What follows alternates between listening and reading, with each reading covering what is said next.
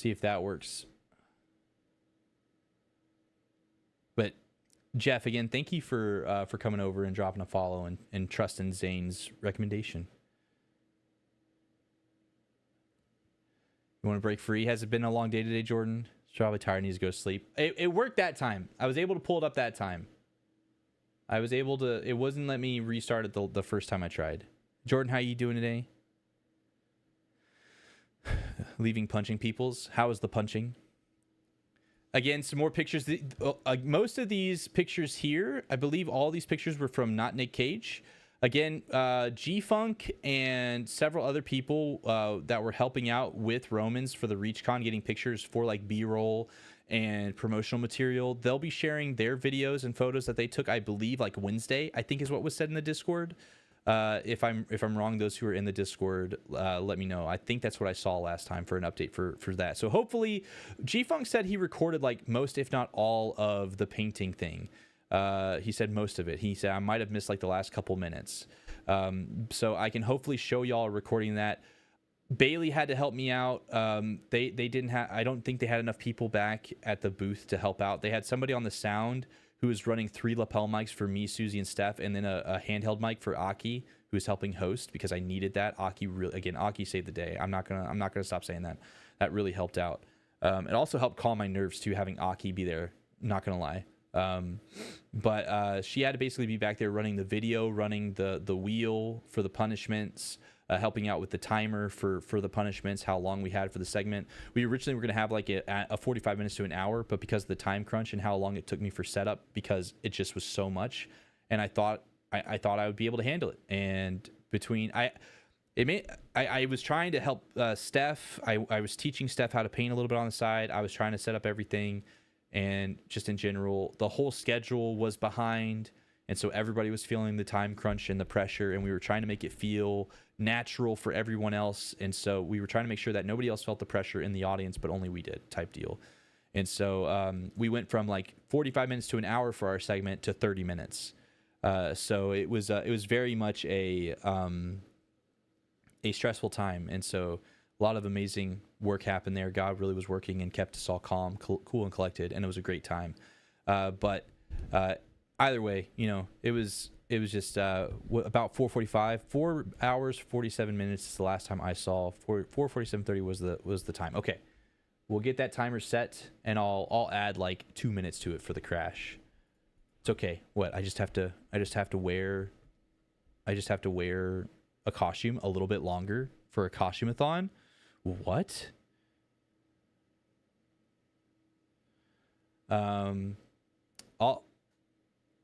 I'll just do 290 minutes.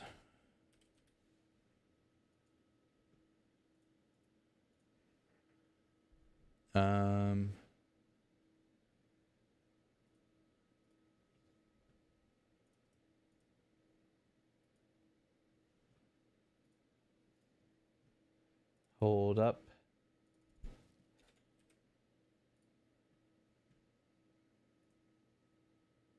The timer's not wanting to work.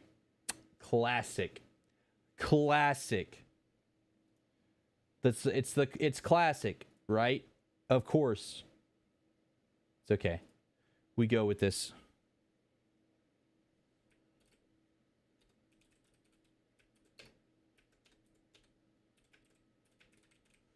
We roll with it. We roll with it, everybody. It's what we do, right? Streamers get it. Everybody in my community gets it because I always goof up stuff.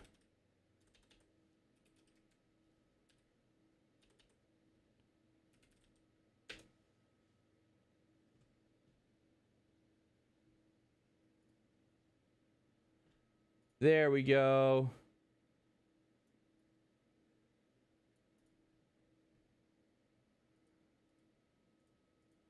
Let me get this one fixed too.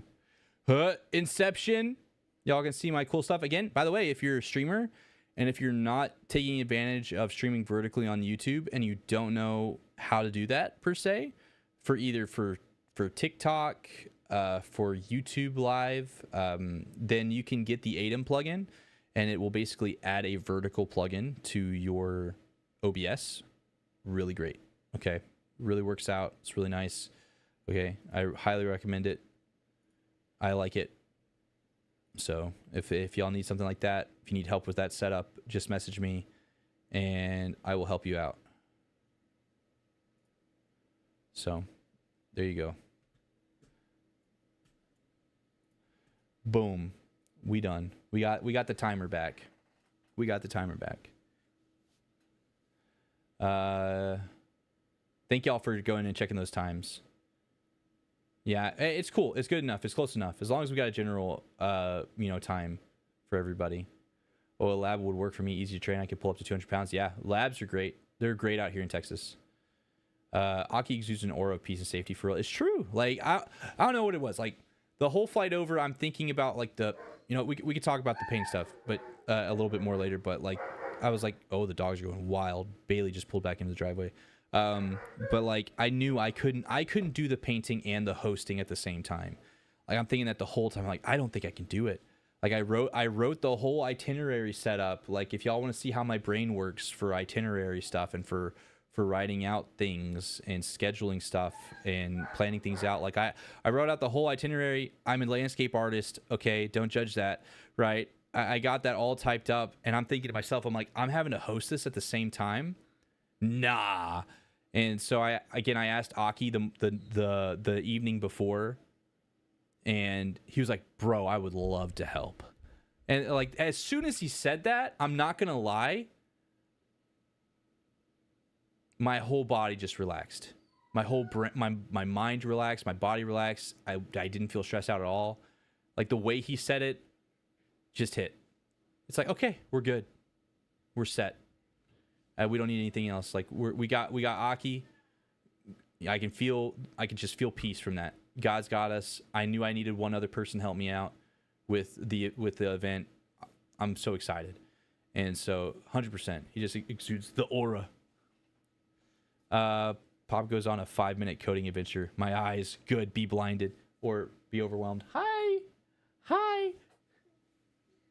I'm a Cheeto.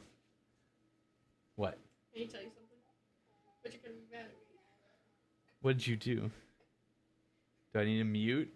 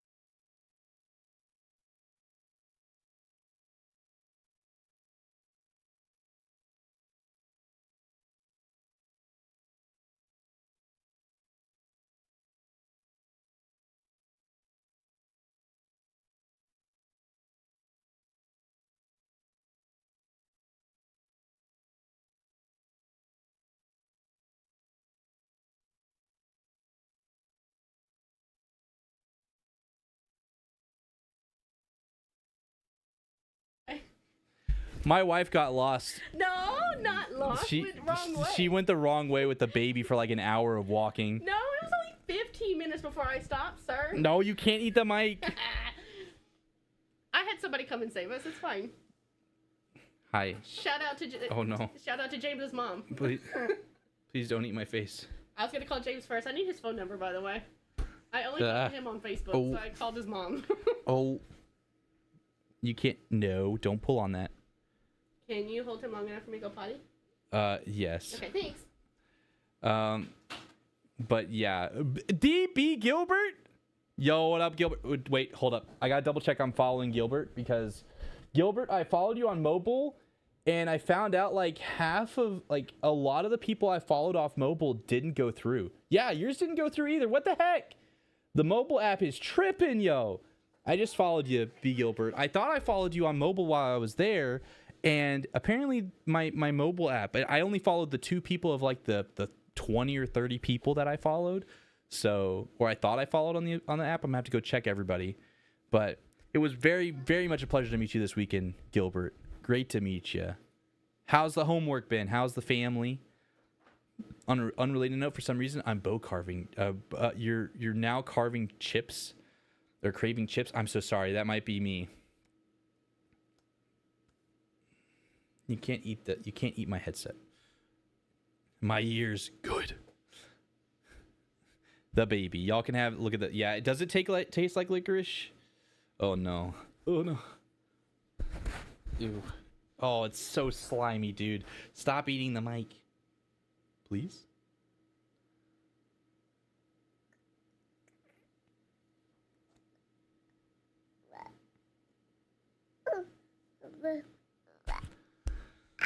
No.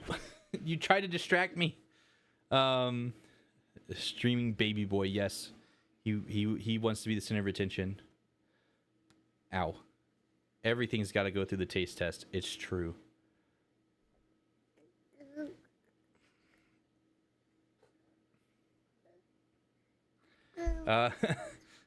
Twitch mobile app not working as intended. Madness. Yeah, that's on me. It's on me. I followed like 7 people, so I need to check. You scared him, by the way. Family as well. Homework, well, we'll see when I get it graded. It'll work for this week. Hey, that's what we like to hear. He almost distracted me. It's true. And it's like his breed is high energy enough to handle walking with me around National Park while I'm working. You shouldn't have any problem with a lab.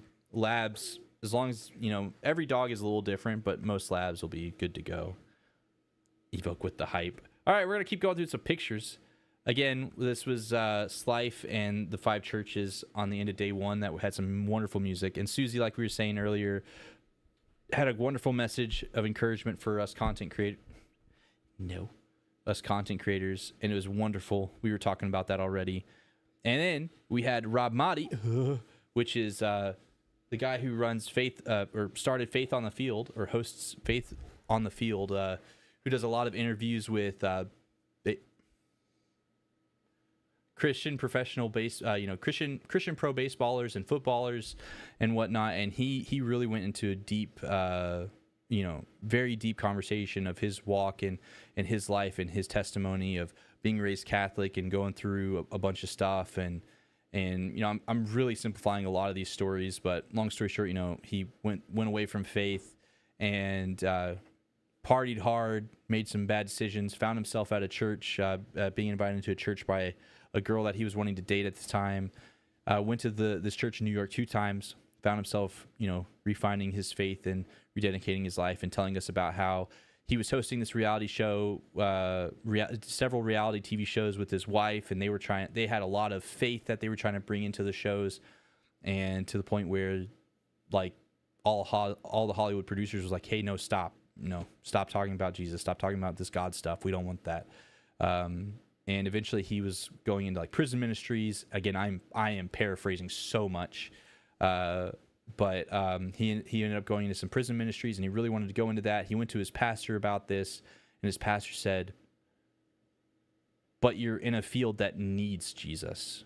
You're in a job position where people need to be talked about Jesus, and they need to know that Jesus is a thing, and you're really good at what you do.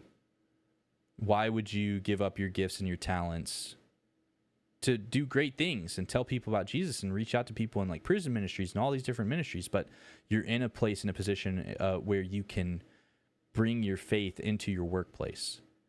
And that was a big deal. And, he went on about that and encouraged us in his story about that. And so, again, each one of the speakers, every single one of them made me tear up or cry in some way, shape, or form. And just fantastic. I did, out of all the speakers, I did miss one, and I'm really sad that I missed Cameron Arnett's speaking. I am very sad that I missed that. I was setting up for my painting segment, and I was very sad because I really wanted to hear what Cameron had to say. But I was jumping all around. I was getting my canvas or my palettes prepped and put paint on them. I was helping out Steph and showing her how to oil paint and showing her the basics of oil painting. And Samus was there. Samus was there encouraging Steph because Steph was a little nervous about it, but again, Steph did fantastic. But again, Rob Mahdi's testimony was amazing. Again, all the speakers Romans was able to snag, like the willingness that they had to come out and spend their time and be vulnerable with us was amazing, right? Like I think that's the best way to say that. Well, I thought I typed it out, but thank you with school. I'm not as consistent as I need to be. Hey, we all got to work on consistencies, right, Gilbert? It's all good. Your paraphrases are solid. I hope I'm kind of getting the general, understanding of it, of all the speakers and what's going on. It's a lot to cover. There was so much in that small bit of time. Al in the bush. Al, thank you so much for following. this Cheeto costume's gonna kill me. Welcome to the Tsunami Gaming family where we make waves. Appreciate the follow. Al, can we please get some welcomes in the chat for Al as their new member of the family and deserve a warm welcome.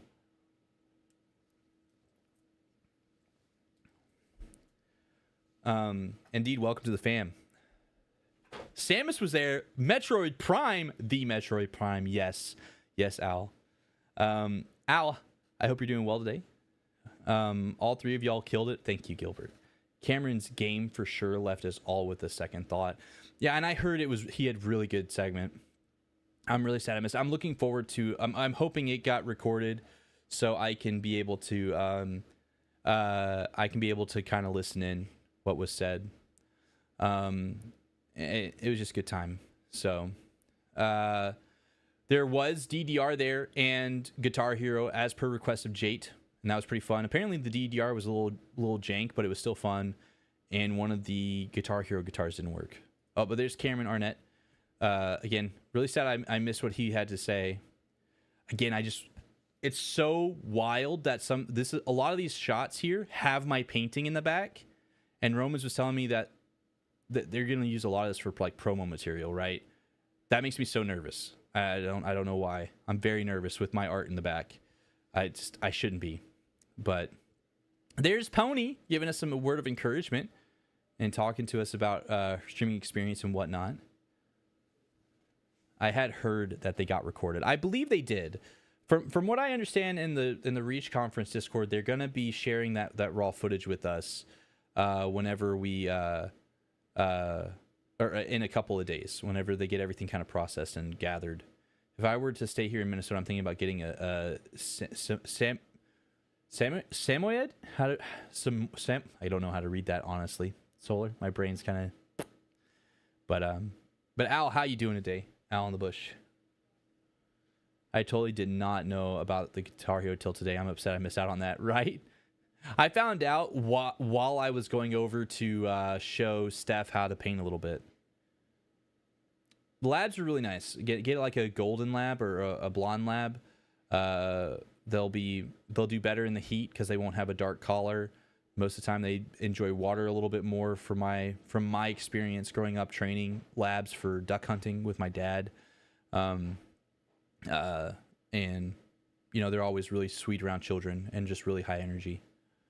Your art in the back should not make you nervous. It's so good. Yeah, but it's just, I don't know. Like I was saying this earlier, Gilbert, like when we were talking about, I was talking about my art just a little bit earlier, that I started doing my own originals about a year now. And I just have imposter syndrome, man. I don't know. It just doesn't feel right. Right. I don't know why. I just overthink it, I guess. I'm too anxious about it. Rob had us all group up for hashtag Team Jesus. We did 1, 2, 3 Team Jesus. That was fun. Had everybody as bundled up as they could. We're not going to talk about. It was almost the mosh pit of night 2. Yeah, there was a mosh pit in our Christian convention. Oh man, we had a mosh pit. Oh look, Jade vibe day 2. Just saying, the vibes. Jade had the vibes. They are much. I mean. I never had any problems training my labs, but I guess I never trained them as a full-on service dog for different situations. So I've never trained a service dog, so I couldn't tell, honestly. My kids are begging me when it happens again to go, if they get to. I've got to introduce my aspiring artist to you. Well, it'd be great to hang out with the kiddo and see some of his art too. If you ever want to, Gilbert, if you're in my Discord, or maybe you could post it in maybe the conference Discord and just DM it to me. I'd love to see the kiddo's art. It'd be great to meet people's families too. Like that's just a part of the community aspect, I guess. And that's why I'm okay with sharing, like having my kiddo on stream. I know some parents are valid with not wanting their kids on, but I try to have that there probably until the point where something goes a little too far, which is sad that it may happen. I've already had people in like YouTube chat before, weird YouTube chatters say like, it's like, oh, your kiddo looks like the perfect kid to sacrifice. And I was like, really? That's really cringe, bud. And it you know, they're just trolling, right? They're just trolling. They're not there to they're there just to try to get a rise. So I've gotten pretty good at responding to trolls and not being like super aggressive or rude. I just go, man, that's just awkward, kind of cringe. Ban, have a great day, you know, that type of deal. So yeah, it's that gets me concerned. But I want to show people like I'm not the perfect parent, you know. I'm not a perfect father. I'm never going to be perfect, right? But I try to be the best that I can be for my son and for my wife. And I want to show that. I want to show our family dynamic for people on the internet, because there's so many people out there who don't have a positive family experience or a positive family role model. And it's heartbreaking, because that's sometimes all people need or want, is they just want somebody, they just want family. They just want somebody who cares for them and looks after them. And again, I just want to try to be that example. You know, I know I'm not perfect. I'll never be perfect in that, but I'll do my best. I'll make mistakes. I'll ask for forgiveness. I'll pursue greatness. I'll pursue to be better. I'll pursue to be loving and kind as I can be, and try to be a role model for Jesus and do my best. And that's what I hope people can see. But yeah, I get really bad imposter syndrome with the painting, which, speaking of, we're starting to get to some of those pictures. So I'm excited to kind of get to this. This was really a fun thing, the pictures at the convention. Again, big shout out. Thank you, Romans, for trusting me with this. And again, thank you to Steph, Susie, and Aki for helping me out. It was so much fun, and I really hope that everybody enjoyed it. I'm okay. How about yourself? I just made my first rubber stamp today. Didn't turn out too bad. What was the stamp of? Al. And I'm doing fantastic. I can't complain, Al. How'd you find us? Samoyed. What is the Samoyed is more difficult, not the labs. Oh, okay. So let's say a lot of the labs I ever trained did really good. Anything trash, bro? Are you a trash panda? Trash, thank you so much for following. Welcome to the Tsunami Gaming family. Make waves. Appreciate the follow, Trash. Can we get some welcomes to the chat and the trash? For Trash as their new member of the family, deserve a warm welcome. You need to go get professional. Imposter syndrome, get out the way, right? Like, I can't help it. I feel like, I don't know. Like I see the art I've done and the pieces I've sold and the pieces I have for sale, and I'm just like, I feel like I don't deserve that. I feel like that's not me. Like, you know, it's just, I put the prices of my art up on my originals, like what people, like I messaged a ton of different artists and got their opinions. And so my art is average price for the original from what they've all, you know, told me, and what my viewership between Twitch and YouTube has told me to change it to. And so I've just tried to, you know, it's just, imposter, you know, oh, yikes. Ballism is still a very real thing, unfortunately. Yeah, if you were the perfect parent / father, you'd be the Christ, but we all fall short of perfection, as you know. It's true. What's up? What up, Cheeky? What's up? Cheeky, how you doing, bro? Sorry, we went from like a super serious comment to something. Sorry. But exactly. Like, I'm not going to be perfect. And again, there's going to be trolls out there, and we just push through them. We just keep going. Pray for him, be there for him if we can. Eddie, thank you so much for following on Twitch. Welcome to the welcome to the stream. Welcome. Thank you so much for following. Welcome to the Tsunami Gaming family. We make waves. Appreciate the follow. Can we get some welcomes in the chat for Eddie on Twitch? Again, if you're in the YouTube chat, let me know how you're doing today. Don't be shy. Let me know how you're doing. I hope you're doing well. We're going over Reach Conference that was in Florida. and just kind of talking about the experience that I had and the people I got to meet, and telling some background stories, some behind the scenes and stuff like that. So if you have any questions, just ask. Aki is telling the story about how happy he was to get your poster painting. Oh yeah, Sam is like, I was given the poster, so let me see if I can find a picture with the posters in the background, so people can kind of understand. Okay, so you see there's posters. They wrapped all the way around this room, and there were of each content creator that was there. And so mine was of the painting that's on stage. That's my painting on stage. And it was on there basically all of day 2. Romans wanted it up there so people could see what I was capable of, because he supports me. He wants to support me as an artist, as a content creator, as a human, and that just means the world to me. And if I keep talking about it, I'm gonna cry, and then I'm gonna be a grown man crying while wearing a Cheetos costume. So I'm very grateful. And so I had this, like, big acrylic poster that's bigger than my carry-on luggage, and both of our flights were overbooked the whole way back, and I didn't want to try to check it and it get broken, and I'd rather not do that. I didn't want to pay to ship it, and I was thinking about giving it away anyway, and I was wanting to get Aki a painting for a while now, and I just had a feeling in the back of my mind. I'm like, I'm gonna ask Aki if he has enough space in his check bag, because he had said, I thought I had overheard him say something about his bags that he was checking for his flights. And if he does, I'm going to give it to him. So I went up to him and I said, hey, Aki, do you have a pretty big check bag? And he said, oh yeah, I got a big check bag. And I went, I want you to have it. And like, he was so excited, his face lit up, and he's like, no way. And I was like, oh yeah, I want you to have it. He like picked it up over his head so he wouldn't bump into anybody, and also so nobody could take it, and literally ran out of the main room to his car in the parking lot to put it in this car, because he's like, nobody's taking it from me. And he just ran with it, and it was so funny. Like, oh my goodness. What's up? Yeah, Cheeky and Kona, how are y'all doing? Yeah, if people don't mind liking the YouTube live, I appreciate it. If you're in the Twitch stream, swing by the YouTube live, give it a like for me if you don't mind. If you're in Twitch, !YT, you'll get the link to my channel. If you're on YouTube and you want to check me out on Twitch and have a horizontal experience and not a vertical, I think if you press and hold the screen, the description will pop up, and my Twitch will be linked in the description. Or I don't know if I have !Twitch for YouTube yet, but I need to work on that. So... But yeah, I was so happy to do that, to get that to Aki. Like, again, I've been watching Aki and following Aki for like 2 or 3 years, so it was just it was so great to be able to do that. A Trash Panda, that's the name of our minor league baseball team. That's a good name, honestly. I'm also scared to have a service dog, since my disabilities that require service dog are invisible. Is it?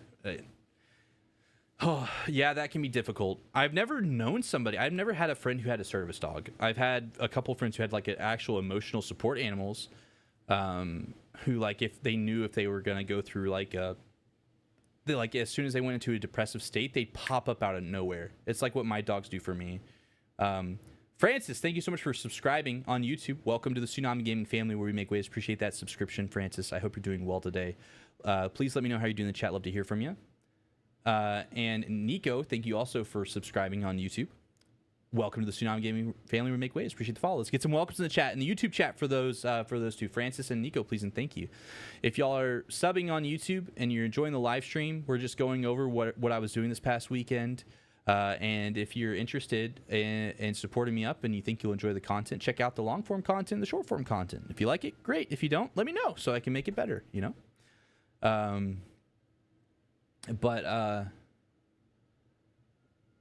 But Kona, how you doing? Cheeky, how you doing today? You can't be too perfectionist because the conveyor belt needs to move. Yeah, that's true. You made a logo stamp for your art business. Hey, what's the your art business, Al? Not at the moment, Eddie. Yeah, and if you're too much of a perfectionist, especially with like art, you'll never finish a piece of art. And so that's where I know, like with Bob, because a lot of my art is similar to Bob's style, and I learned a lot from watching Bob Ross videos. he always said it's the best thing to be as a perfectionist when it comes to art, because when you're done, everybody else will be in wonder over your art, and then you will be there disappointed in one little thing, which just makes you want to paint another painting to make the next painting even better. And I couldn't agree more. I can't wait to paint another painting almost every day. I can't wait to paint another painting. So, but I have a little bit of art on my website. So I don't have a gallery per se where I have everything up, but I do sell paintings. No one wants soggy Cheetos? I don't want soggy Cheetos. Who likes soggy Cheetos? You are truly a good artist, objectively. Thank you, Samus. I appreciate that. I got hurt today. Sue Black Eyes, what'd you do? And again, Kona, how you doing? Cheeky, how you doing? Francis, how you doing? Nico, how you doing? Pally, thank you for the raid of the party of 4 on Twitch. I appreciate the raid, Pally. How was your stream, Pally? How was your stream? What were you up to today? Boom, like back to Twitch. Tsunami Echo is producing too many dot waves. That's true. That's good. That's good, Bridge. That's good. Oh, man, that's funny. You burn yourself on the grill? How bad? How bad's the burn? Oh, no, man. What happened? You will need one? Okay. Well, hey, you got to work through that. I believe in you, Solar. I'm right here with you. I believe in you in that. If you want, I could be praying for that. Yeah, don't let the invisible disability stop you. You got this. You can beat it. I'm very grateful for the viewers on YouTube. Yes, thank you. Thank you, everybody, for tuning in on YouTube. Again, let me know how you're doing in the chat. Trying to drop some hamburgers. Ooh. Da Vinci was a perfectionist. Rip. It's true. Boom. Liked. Back to Twitch. Tsunami Echo is producing too many waves or dot waves. Oh, man. Gilbert. Is the Bridge Life Fellowship your another account of yours? Is that a group that you run, Gilbert? I make t-shirts, stickers, pins, keychains, art prints. I'm working on a comic book too. Oh, that's fun. Yo, just playing some World of Warcraft. I do have to raid and run. Hope you have a great night. Thank you, Pally, for the raid. I hope you had a great stream. Hope you have a great evening. We'll catch you later. If anybody came in and is still here with me from Pally's raid, let me know. How you doing? What was your favorite part of Pally's stream tonight and your favorite thing about Pally? I can't type anymore, apparently. That's okay. Don't worry about it. Bridge was me. That was my bad. I had to remove that. I was under my church's account, not mine. Sorry. Oh, okay. It's cool. It's cool. It's cool. I didn't know if like you had like a group or something. I could tell people about it. No apologies needed, Gilbert. I run our church stream, which my wife did this Sunday. Oh, well, that's cool. That's great to be able to be there for your church for that. I know I was getting a lot of questions when COVID first started to help set up some streams for a couple of churches around the area. So that's huge. Thank you for the shout out, Evoke. Thank you for getting that shout out. I just realized I'm a Cheeto. I am a Cheeto. I'm doing a costume-a-thon for September on Twitch. If you're on YouTube and wondering why I'm wearing a Cheeto costume, that's why. That's why there's a timer above my head on YouTube. Every sub, it adds 5 minutes. Every dollar adds a minute. Every 100 bits adds a minute. Super chats also work. I'll have to add that manually, but like super chats, every super chat adds a minute. Every sub, no matter what tier on YouTube, or every membership on YouTube, no matter what tier, will add 5 minutes. So all that good stuff. So that's why I'm a Cheeto. If anyone in North Alabama region, they more than welcome to visit our small church. There you go. Alabama. That's not too far away. It's way closer than Florida. Oh, man. How north we talking? Well, that's right, Glacier. Are you in Alabama? Okay, so the next part. The Northwest. Ooh, okay. I forgot you were in Alabama, Glacier. You're in Montana. I'm in Texas. So these next couple of pictures, we got some of the Land Center and we got some of the art stuff. I'll talk about the Land Center real quick. Again, they had a Land Center set up by 7 admirals for consuls, and they had consul Land Center there for anyone. And then Kaori, again, correct me if I'm wrong, Kaori and a couple others were running a Super Mario Kart tourney and a Super Smash Bros. Tourney. I'm going to try to talk to maybe get some like Warzone tourneys the next go around at this con, for maybe have a small prize there for a Warzone tournament. Maybe try to do it all on PC, and then if you want to bring your own controller, you can, stuff like that. and try to have some fun stuff with like a Warzone tournament. Maybe R6 1v1 tournament would be fun. Maybe a 2v2 tournament. I don't know.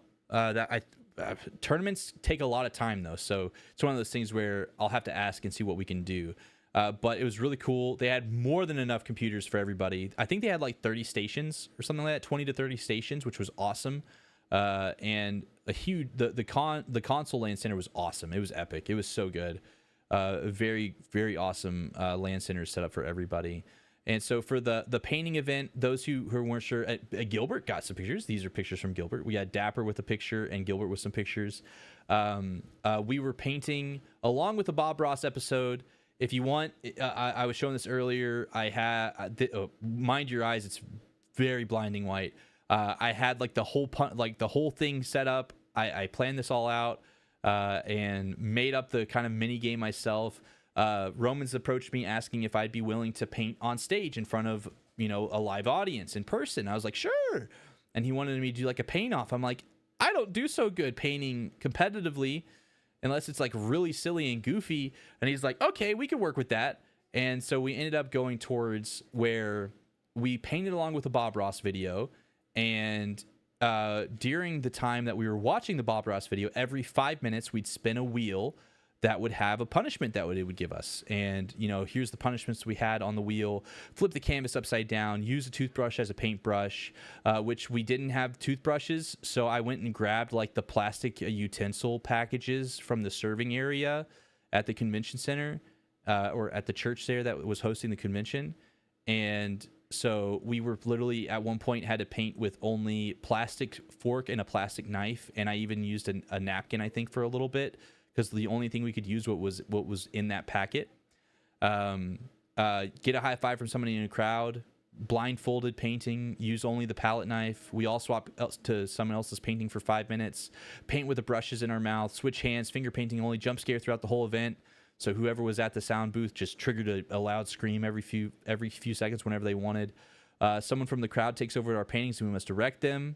Not allowed to watch Bob for 5 minutes, audio only. No Bob for 5 minutes, pause the tutorial. You must include a big tree. You must include a cabin. Every time a Bob Ross meme appears, we eat sour spray, dizzy goggles, and then Aki picks his favorite punishment. So like we had Aki who was kind of just commentating the whole time and like going through the crowd, getting people's input, coming up there and talking to us while we were up there. And Bailey running the computer. Go clean up. And so, a lot of fun stuff, that interactive stuff that was going on. And so I had it to where Aki could just pick a punishment that he wanted. So it was a good time. We had like all of the supplies. So I very much had it over, like very much planned out, because that's just how my brain works. And so this was towards the end. I think we were just signing our paintings and we were going to hop off stage. The timer had already ended. Who decided was the winner. So we quickly signed. So Susie, Steph, is here with her painting. Susie with his little boat and guy at the bottom, and then me signing mine. I had the most like painting finished, but Steph won. Everybody really liked her like colors and how everything was looking. They liked how it looked kind of watercolor-esque, which I'm not gonna lie, it's a very much a vibe, very good. I really like Susie's mountains. His mountains really good, especially since, fun fact, Susie had never painted before. Steph had only ever painted like 3 or 4 acrylic paintings, I think, and never used oil before. And then there's me, who's been painting for a while. So they did fantastic. They did really good, especially with the 30-minute time crunch and with punishments. Like, it's so good. And it was so fun, right? It's just, oh man. 2 hours from there, small world. Hey, let's go. First official meal in the new place. Let's go. My eyes, my bad ace. Is Sue a hot Cheeto right now? I'm just a regular Cheeto. Wait, no. I am flaming hot. Ha! Bailey agrees. I'm flaming hot. Let's go. Anyway, I'm sorry about your eyes, everybody. My bad. But sorry, I was so lurky. I was catching up on Discord. It's good. It's cool, Webby. No worries. I appreciate the lurk. My stream crashed anyway. My PC crashed earlier, so it's all good. It's been a lot. Like I haven't looked at the Discord since I started my stream, and I'm probably like behind on everything. Sure. You want the list? I got you, Gilbert. I'll send you the mini game, basically the whole layout if you want. So I knew it.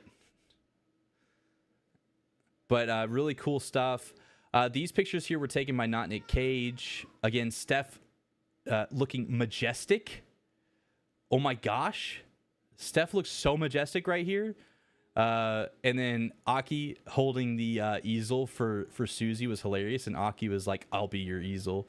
So thank you. The awesome. Yeah. If you don't mind, DM me on Discord like right now. I will forget.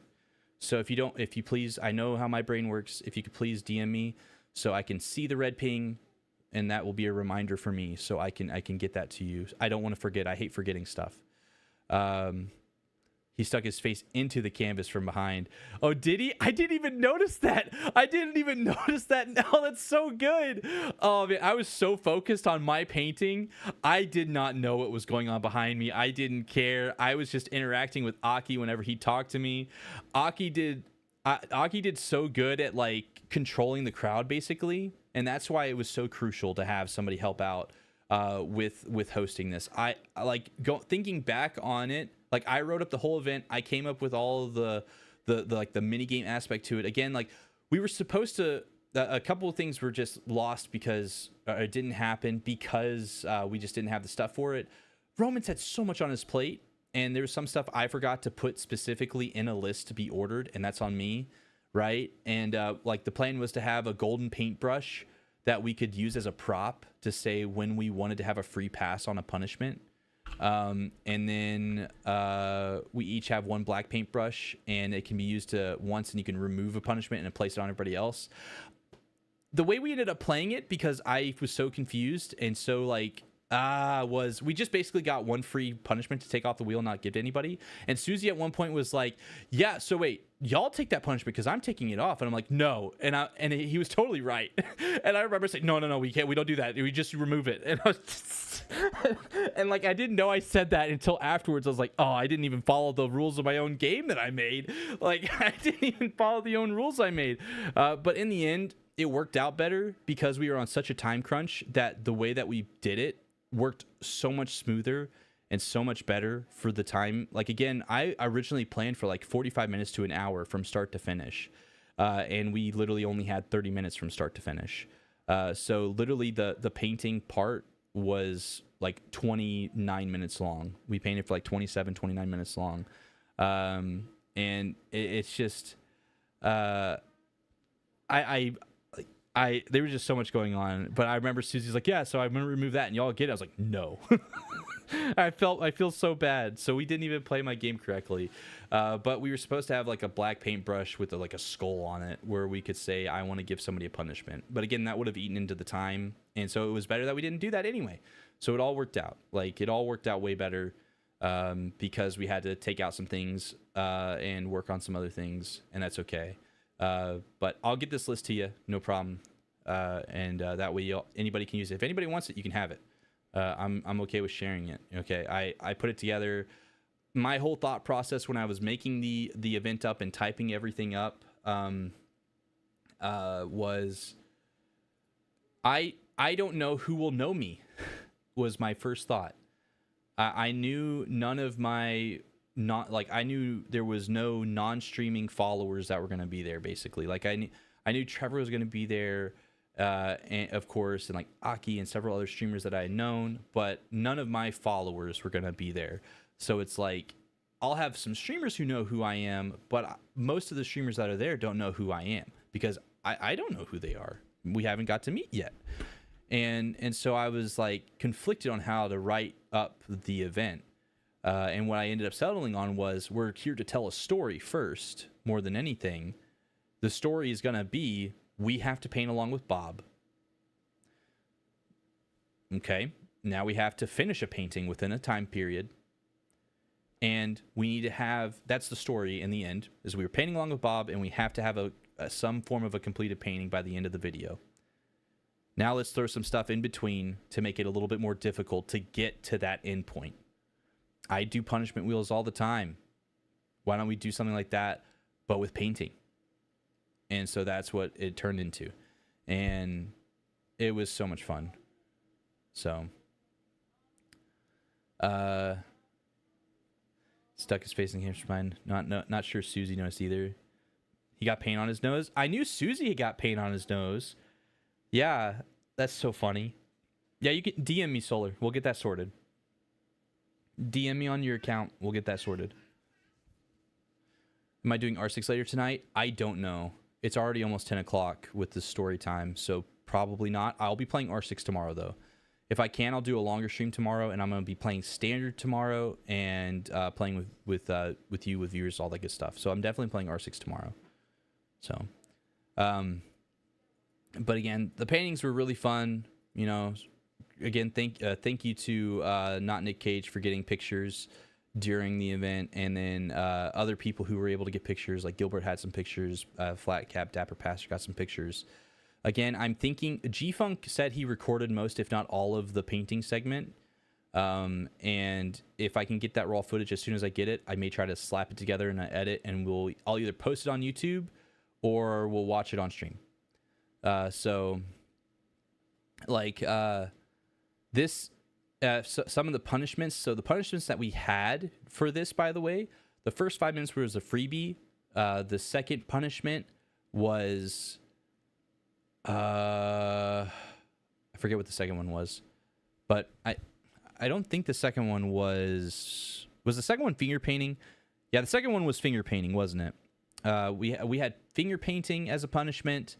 We had switch hands, which was what Aki chose. Aki got to choose a punishment. The wheel landed on him to get to choose his favorite, and he chose switch hands, which sucked.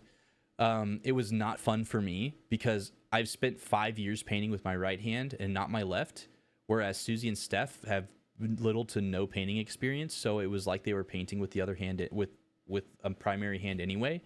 So I'm literally over there struggling with my left hand like crazy, and they're having a good old time. And it was about at this point when, like, right when I finished because these three clouds here were finger painted. This top one I did with a brush, and then we got finger painting, and I just made them with my finger, and then I made the brushes. I started making the outline of the mountain. Which by the time I started on the clouds, I stopped watching Bob. I didn't watch Bob for the rest of the time. Like I might have peeked one time, but that's it. And I just kind of did my own thing. That's why, again, my Gilbert and Samus. That's why my mountain didn't turn out like Bob's or theirs, because I didn't want it to, for one. Because for me, since I've been painting for so long, Bob always taught us not to copy paste him if we've been painting for a while. If you're learning, sure, you can follow him to a T so you can learn techniques and everything. But he doesn't train us to just be a copy machine. So I try to change it up and everything. Hi, Samus. Happy Gilbert. Hi, Webby. You ready to go to bed? Hug. Huh? Hug him. Give me a hug. A Cheeto hug. So say hi to everybody. No, you can't have the mic. No, you can't have my headset. He said, but I want to hear. Go back to mom, though. Say night-night. Tell him night-night. Night-night. Mwah. Okay. I know, isn't his shirt so cool? Isn't it a Cheeto? No, he's talking about this one. Oh. Yep, the Wolves at the Gate shirt. They're so cool looking. Look at Aki sowing chaos and goofs. He looks so happy. I'm going to be honest. I think Aki was having the most fun out of everybody there at this point in time. I think he was having the most fun. Just look at that. That smile is like pure joy. I'm gonna head to bed so I can wake up early enough to shower. I got you, Solar. Go get some sleep. Thank you for swinging by, Solar. I'll be praying for you and everything with the doggo and your choice of moving and whatnot, whatever you got to do. And we'll see you back here tomorrow, maybe.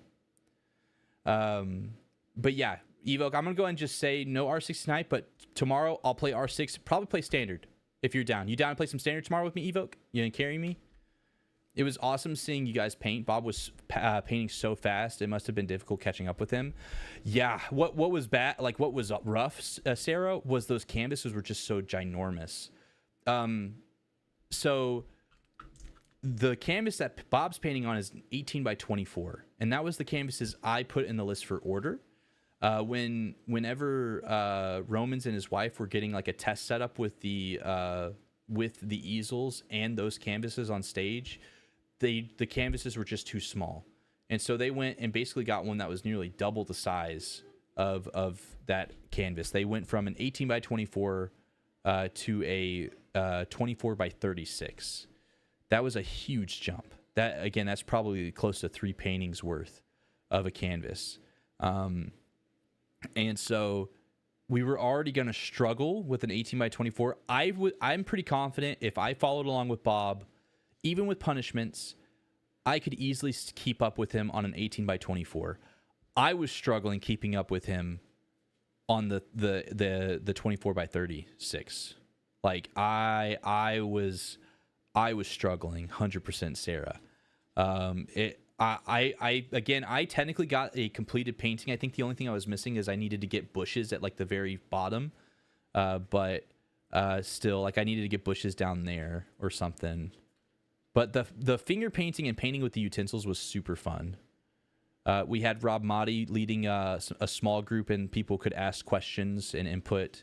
I'm sad I missed out on that. I was cleaning all my stuff with Bailey, so that's it. Oh wait, I gotta read people's chats because we're talking about the painting stuff.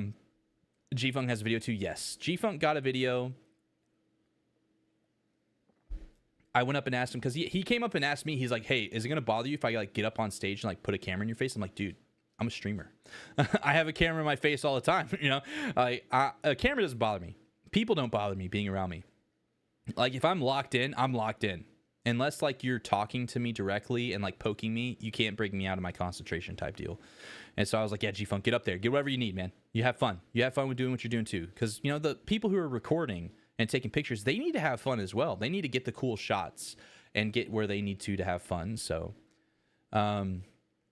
remember that girl I was telling you about that is a professional painter? I regret not getting her contact information now because she could totally guide me in getting a frame with the painting I won. Hey, if you need help, Wolf, you just hit me up, all right? You can message me on Discord. I got the information to Lynn, so we're set on that, and we're just waiting for your painting to dry, and I'll help you get a frame. I personally like to have a really simplified frame, like for the one for in the background here, this one, that's a floating frame. It's a floating picture frame, and that is a really thin, slim line type painting, very simplistic, and that's so it can protect the edges of the painting, but also gives a floating appearance to the canvas, and it draws your attention in a little bit more. But it's very simple. It's not a gaudy, you know, fancy gold rimmed style of frame. It's very simple, and it lets the painting speak for itself. And that's what I prefer to put paintings like that in, if you want my input. And I got to talk to her a little bit. Jen, she followed me on Instagram. I don't want to misspeak her name. She was super nice, very sweet. But she followed me. Let's see. Jen, yes, it was Jen. I was right. Jen, she followed me and she talked to me for a little bit. It was really great. She's very nice. Her art is fantastic. I love Susie's. What? He's got a whole lake already? When did he do that? I thought he was still on the sky. Oh yeah, Susie was a hoot, man. Like Susie was such a hoot, goofing off with that. And like me, if you follow Bob or watch Bob a lot, you know that normally he always does like a lake with a big mountain like this. Most of the time, and 9 times out of 10 that's what he does. So all you do is you do a softer version of what your sky is on the bottom, and I already did that.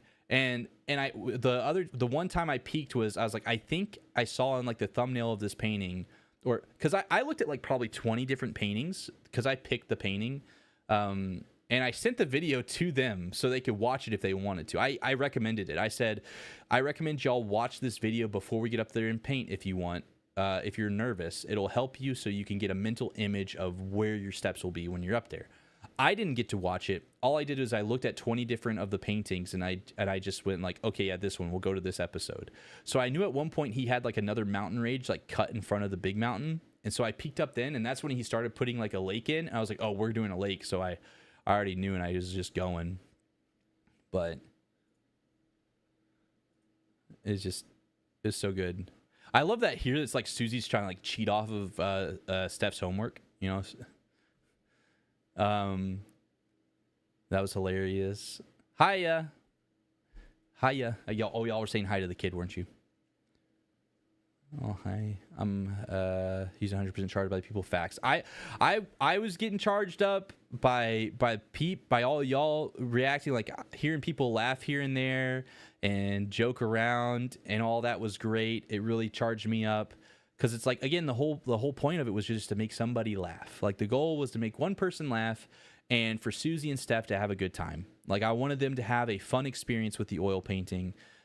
Mainly, especially Steph, because she wants to do more like art and stuff like that, and so I was wanting that to be really fun and easy for her, easygoing. And now I got her the list of art supplies, and she's gonna start either saving up for that or see if any of her community members are willing to start maybe buying that off her wish list so she can start doing oil painting. Sowing chaos is Aki's preferred profession. Yeah, Aki was having a blast. Again, I think Aki had the most fun out of all four of us. He was having the most fun for that. Yo, what up, Shadow? How you doing? What's going on? We're talking about ReachCon, the convention in Florida that I was invited out to, and a lot of other Christian content creators were invited out to, who were a part of the Alpha group, the Alpha group, Team Alpha. So that's what we're talking about. We're going over my little segment where I was doing a painting mini game challenge event thing, and I think I posted the final pictures in a second. Yeah, Aki loves his chaos, doesn't he? So it's a sub-a-thon. You think it's going to end tonight? It's not a sub-a-thon. It's costume-a-thon. Costume-a-thon won't end tonight. If we get to 10 o'clock, I'll pause the timer so I don't go over my normal stream time. How's the drive, Jordan? How's the punching stuff? I missed out on that too. Made chicken broccoli skillet for supper. It sounds like it would be best as a frame. I appreciate any guidance with getting one. Thank you. Yeah, no problem. Most of the time, the floating frames are a lot cheaper too, especially for those bigger canvases. So I can, if anything, I can get you one. I think there was one on Amazon that was pretty decently priced. I can get that information too if you want. I would ask if you could DM me on Discord so I can remember. I would really appreciate that, Wolf. Saying hello to your wifey. She said hi to all of this. Okay. I forgot. Is Recon just Christian streamers or just general Twitch streamers con? It wasn't Christians only. Anyone and everyone was invited. It was just a lot of people who were a part of Alpha, the Alpha USA outreach group. We were invited in. Romans is getting this conference put together, and it's meant to be a way for Christian streamers to have a little bit of love in the light of online outreach, as well as a safe place for people who choose not to believe too, that they're not going to be judged. Because during this event, you didn't have to sit through all the speakers. You didn't have to sit through any of the worship that they offered. They had the LAN Center opened up since from the doors opening for the event to the doors closing. So if you didn't want to be involved in any of the Christian stuff or the religious stuff, you could go to the LAN Centers and choose to opt out of that. It was up to you. You didn't have to. So it's not just for Christians. It was for anyone. Anyone and everyone was invited. But it does have a lot, and I'm sure in the future we'll have a lot for like Alpha USA. The He Gets Us group did a lot of the fun, or helped provide a lot of the funds, if I'm not mistaken, for this Reach conference. So it was a big deal to bolster, encourage, and build up the online content creators who were going out there trying to be a positive and Christian influence in the world. But it wasn't just for us; it was for anyone. It's getting colder, and I grabbed 2 right-handed driving gloves. Oof. It is getting a little cold outside. Any good conversation with non-believers while you were there? I think I bumped into one person who didn't believe, and they said that I just asked him. You know, I was just walking around. I was like, "Hey, how are you doing?" I was just trying to be extroverted, even though I'm not good at it. But I was walking around just trying to, you know, be friendly with everybody and talk to as many people as I could when I could.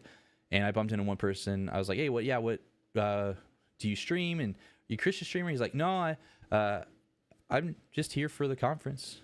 I'm like, "Okay, are you Christian?" He's like, "No, oh no." It's like, "Okay, so we're how are you with all of this?" He's like, "Oh, it's been fine.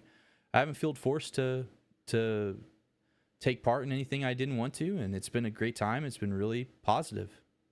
So that's the one little bit I only bumped into one person that I knew for sure. But I know there was a lot of Christian content creators there. There was a good chunk, and there was a lot of people who supported a lot of us streamers, or a lot of the streamers that were there, where a lot of their viewers were coming out to the conference, or they were a part of their alpha groups. They were helping with like running the small groups with the alpha groups, and they were invited out. So I know everyone saw Jeff's backpack. Did you know it could use Bluetooth and they could draw on it real time? I did not. That's funny.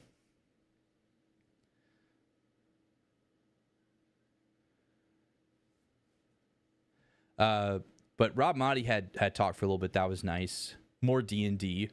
The D&D was fun. Susie had a Q&A section where he was giving a lot of wisdom out. I sat in on the last little bit of that just to see if I needed to hear anything, if anything would relate to me. If anything, it was a lot of encouragement. He was really good at encouraging while being informative during his time. He gets us. I wish they had done their stuff like the better version that someone made in the same style as their first popular commercial. Let me get that link to the video. I didn't get the link. You may have to message it to me, Shadow, on Discord or in Twitch Whispers.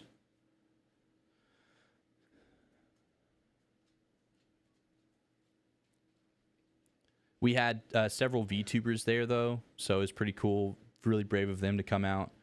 It was a lot of space for encouragement, too, for us online content creators. Is really nice. Just going to keep on scrolling. A lot of people had selfies. Whisper to you on here. Okay. Got it. Mosh pit for Jesus. Yeah. We had wolves at the gate there. So, yeah, there was a mosh pit in the middle of a Christian conference. So, you know, we're fun, right? I'm pretty sure I know like 2 or 3 people got punched in the face. That's funny. But wolves at the gate was there the second night. But Shadow, how you been? How's everything going for you? They were great, very talented, very fun. They rocked. We got some pictures with Gilbert. Just watched it again. Man, it's good. I'm doing well. Hey, that's what we like to hear. All right, let's see.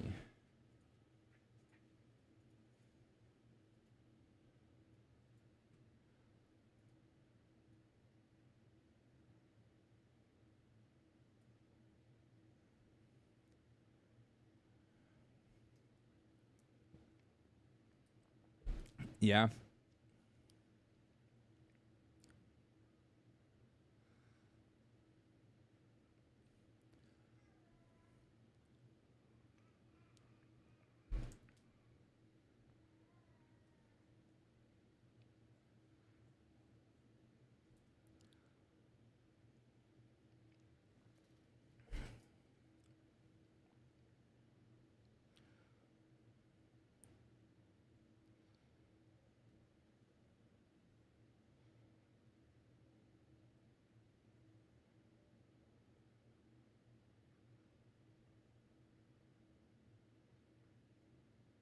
Yeah. I mean, I agree with both though. Like I get this one adds more to it, and it definitely brings more light to it, and it adds more. It's not just kind of left off, if that makes sense. Like he doesn't just get us. I agree with that. I know a couple of friends of mine who saw the He Gets Us commercials in the Super Bowl. They reached out to me and had questions, and you know, it's one of those things where I feel like they're just trying to get people to ask questions, What up, Tropic? How you doing? Great to see you. Hope you're doing well. Had a gnarly migraine yesterday, but other than that, Allie's doing well, so I'm doing well. That's good. Any updates with everything for her health? We can't assume the world knows the rest. That is what we have to tell them. Some people take the other and say, look, Jesus gets us as we are, so it's okay. Yes, but some people take this and, you know, I think in the end, Shadow, people are going to take a message however they're going to take a message, right? We can try to present it in any way in ways that we think will be the best. And for some people, they're going to understand the message. For some people, they're not. For some people who are on the fence, it's going to help them. You know, I think in the end, sure, he gets us could adjust, like could adjust and should adjust some things to try to make it make more sense, not be confusing in some ways. But I think they're trying to have a simplified message for a younger audience more than an older audience, if that makes sense. But I'm not sure. I'm not the owner and leader of the He Gets Us group. You know, I'm not part of that team. I'm not part of any of that development of their ads. So I can't speak for what their thoughts are behind it. But I don't know. Like, I feel like the He Gets Us works. But like I said, no matter how you spin it, no matter how you produce it, no matter how you show it, present it, people are going to make it out to be whatever. And that's non-believers and believers, I feel, personally. Like, some people it's going to hit just what they needed. Some people it's going to offend them no matter how you spin it. Right? But we can't assume the world knows the rest. This is what we have to tell them. Some people take the other and say, look, Jesus gets us as we are, so it's okay. And I think that's when, like I said earlier, I think the whole point of the He Gets Us campaign is just to get people to ask. Now, I can understand why some people will have a problem where they're just more interested in investing in getting people started and not being there throughout their whole walk from the beginning of asking questions of Christ and then whatnot throughout that relationship, you know, trying to foster and build up and disciple through it. But again, I think what their main goal was just to get people to talk about faith. And I think it was more of because it was in such a high echelon place. Because from the speakers we had talking to us at ReachCon, you try to talk about Jesus in Hollywood and these upper bigwig places, and it's taboo. You don't talk about Christianity. You don't talk about Jesus. And I think that was what their goal was just to get people to talk about God and talk about Jesus. You know? Someone's always going to have a problem with it. Yeah. The same methods that work for some work for others and vice versa. I just don't want to give people that idea they don't have to change, that Jesus just loves them how they are. I think you can love them how they are, but then when they seek him, he can transform them.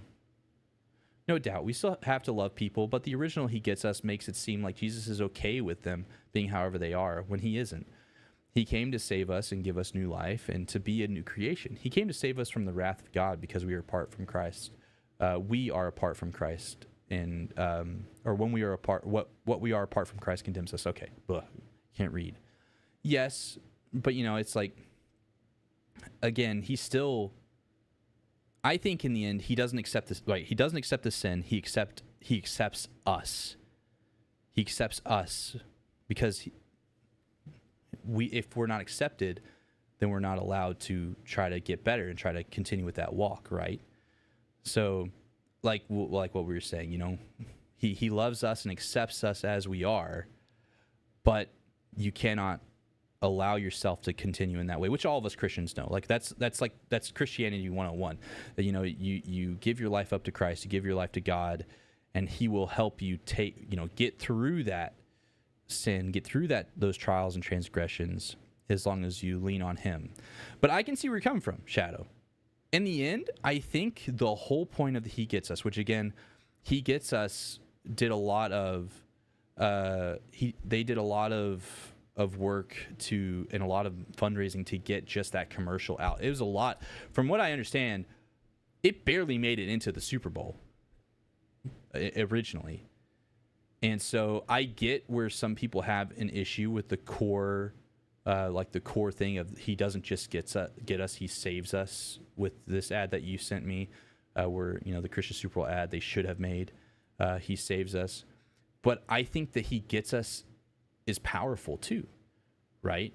If anything, it gives people who feel like they've gone too far in life a feeling of hope where they can talk to somebody about Jesus, where they can talk to a pastor, they can talk to a close friend, a family member who is a Christian, who can help them get on that path to understand that Jesus doesn't just get us, He does save us too. You know, so if anything, I have a lot of respect for the He Gets Us campaign. Again, nobody's perfect when it comes to, I'm not perfect when it comes to sharing Christ and sharing Christianity and whatnot, and being a proper example 24/7. But what they did was they got people talking about Jesus again. And that's, I think, the most powerful thing that happened.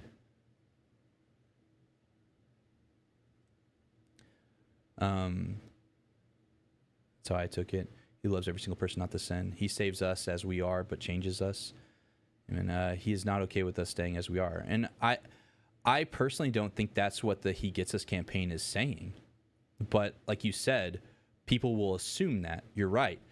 When people read this, He saves us.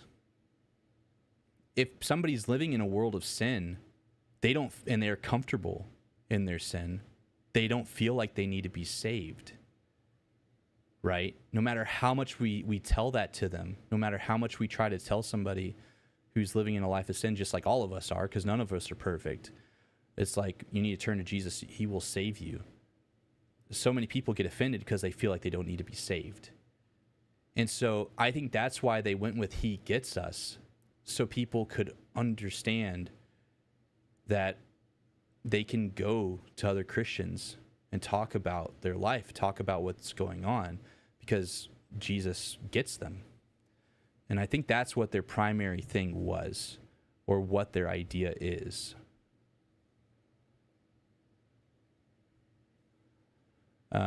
Sorry if I'm typing this in the wrong time. You're good, Burst. My day is pretty good. How's yours? I agree. He's not okay with staying where we are. He's always calling us back to Eden, the way that we're meant to be, but we fall short, no doubt. Do you not get that same thing from this version, though? As a Christian, I get the same thing and a little more. I'm trying to view it as if I wasn't a Christian, right? It's one of those things where, again,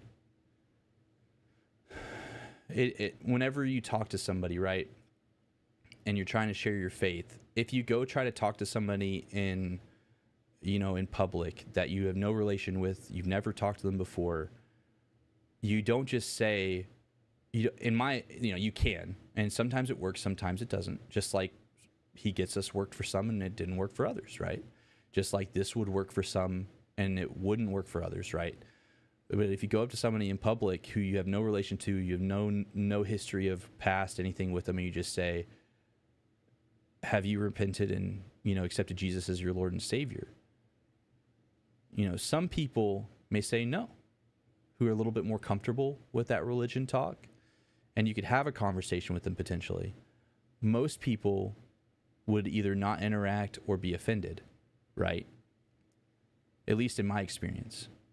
Back whenever I was in college, I went through all that training where you just go up to some people on the street that you have no relationship with and ask that question.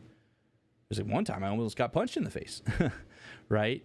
And what I learned was it was better to have a relationship, not like a lifelong, 20 years in the trenches relationship, more of like, get to know them first. Let them understand that let people understand that you get them. And I think that's where the He Gets Us is coming from.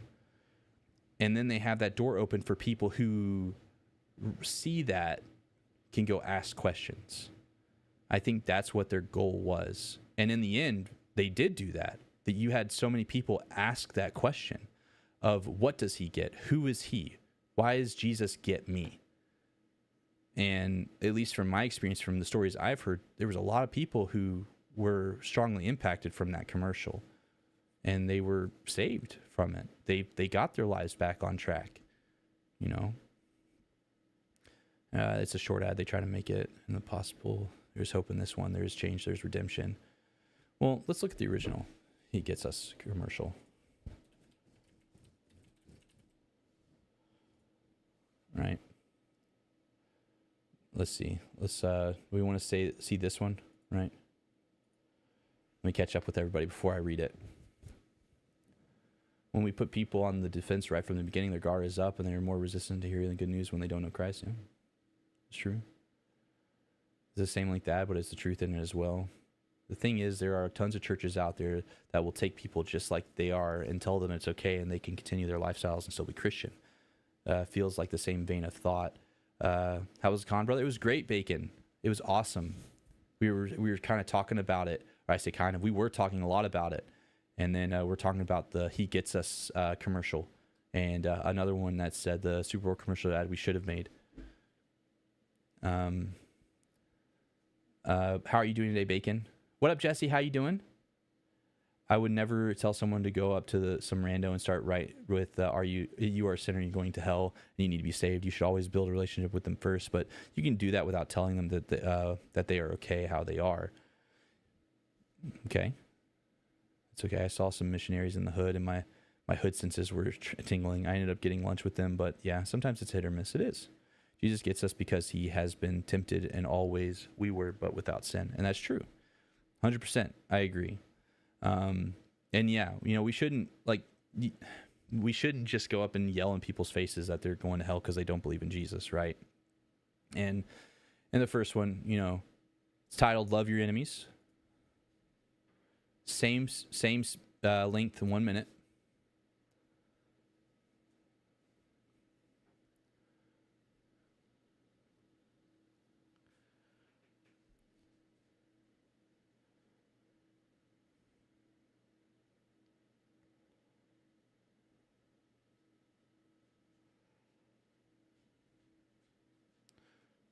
You don't think this was a Super Bowl ad?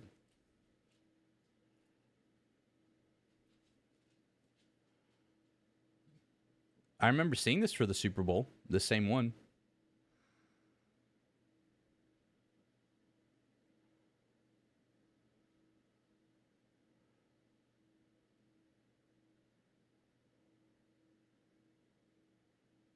No, it's not the one. Okay, which one was it?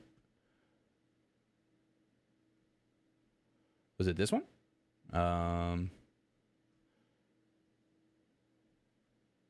This one? God bless you, man. I'm heading to bed now. I will definitely try to catch you next time you're on. Sounds great, Tune. Again, thank you for subscribing earlier and then gifting out 5 subs. I really do appreciate that. And I really appreciate all your kind words and your encouragement. I hope you have a great night and you get some good rest. The foot washing one, the top one. Okay.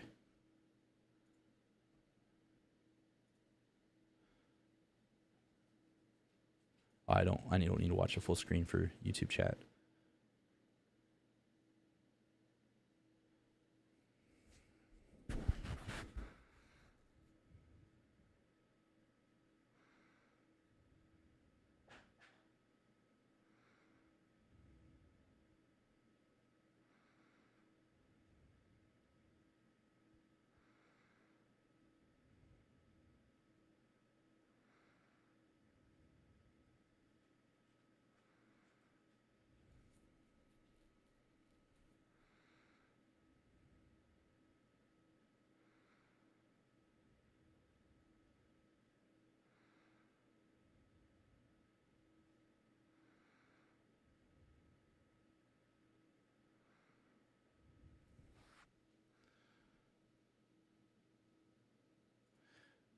All right. I have a gripe with this one. 11 seconds. Look at the feet. Oh, no.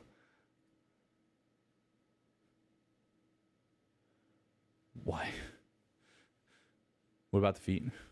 It's AI. 1, 2, 3, 4, 5. 1, 2, 3, 4, 5. There's 5 toes.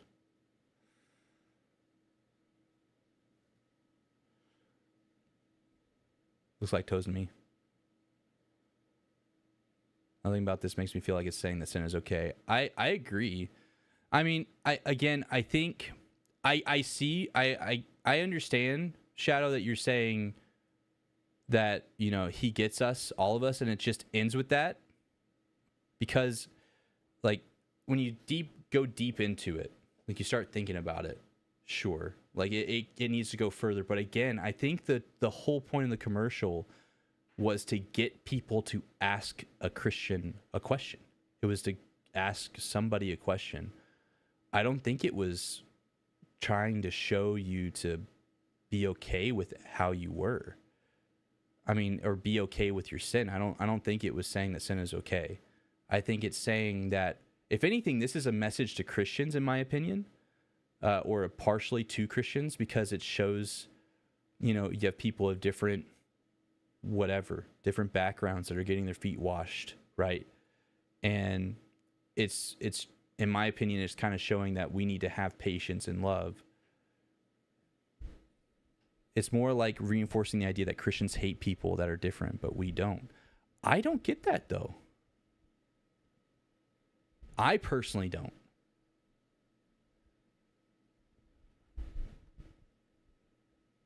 Like eating cake with artificial flavors. Yeah, thank you, Burst. Great to see you too. I don't feel I feel like there's an artistic thing to it. I don't know if it's AI. Sure, if it's AI, cool.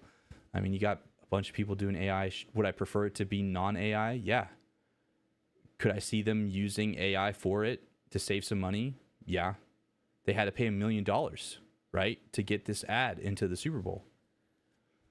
Just to get people to talk about Jesus, because people don't want to talk about Jesus. People don't want to talk about faith and Christianity. People are too afraid to do it and talk about it in the right way.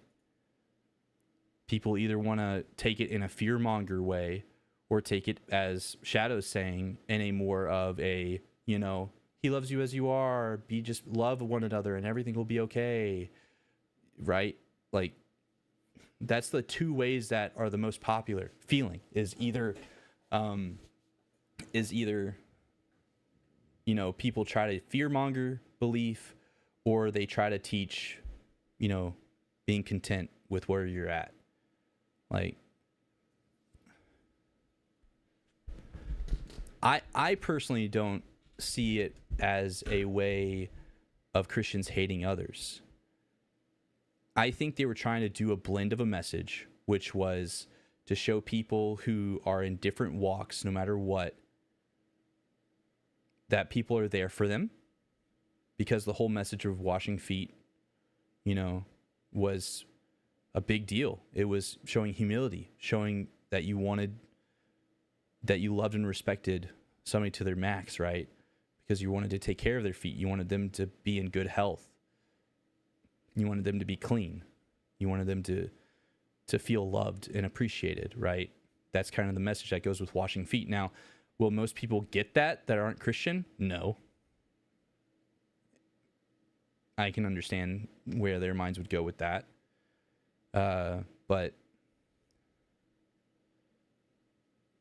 I can see that. And some Christians do hate people that are different. They do. You know, not all Christians are perfect, and all Christian groups are perfect. I mean, I know one of my friends that was in a northern church. They were teaching only out of the Old Testament. They wouldn't even read out of the New Testament, because they said that the New Testament wasn't truth. And I told my friend to get out of that church as soon as possible. And that he did not need to be there. So, you know, there's churches that are not teaching in the correct way, and they will be dealt with when they're dealt with. And we do our best to try to be there for them and try to help enforce what the Bible actually does teach. But again, some people are just going to have hardened hearts, and some of those people are having their hearts hardened by God for some way, shape, or form, just like Pharaoh. God hardened Pharaoh's heart so his message could be seen in the end.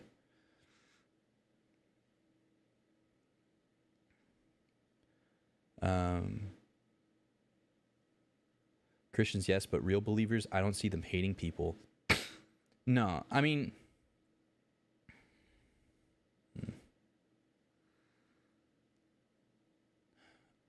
I'm going to pause the timer because we're going to go way over time talking about this. I can't go too much over time talking about this because I do need to sleep and I have my responsibilities, but I do know how important of a conversation this is. I want to look up the term ambiguous. Oh, I can't spell. And then catch up on the chat. Of course, Scripture reminds us not everyone that says Lord, Lord really belongs to him. Yeah. Believers aren't perfect. We all need reminding sometimes that the people we don't get along with are just as loved by the God, and he died for them as well. Jesus wasn't ambiguous for sinners. This ad is ambiguous. We are called to love and serve those around us, but love is not acceptance of something that is wrong. Rather, it's standing for what is right because you love them. I agree, Eclipso. 100%. He loved people, but he also told them to go and sin no more. Open to more than one interpretation, having a double meaning.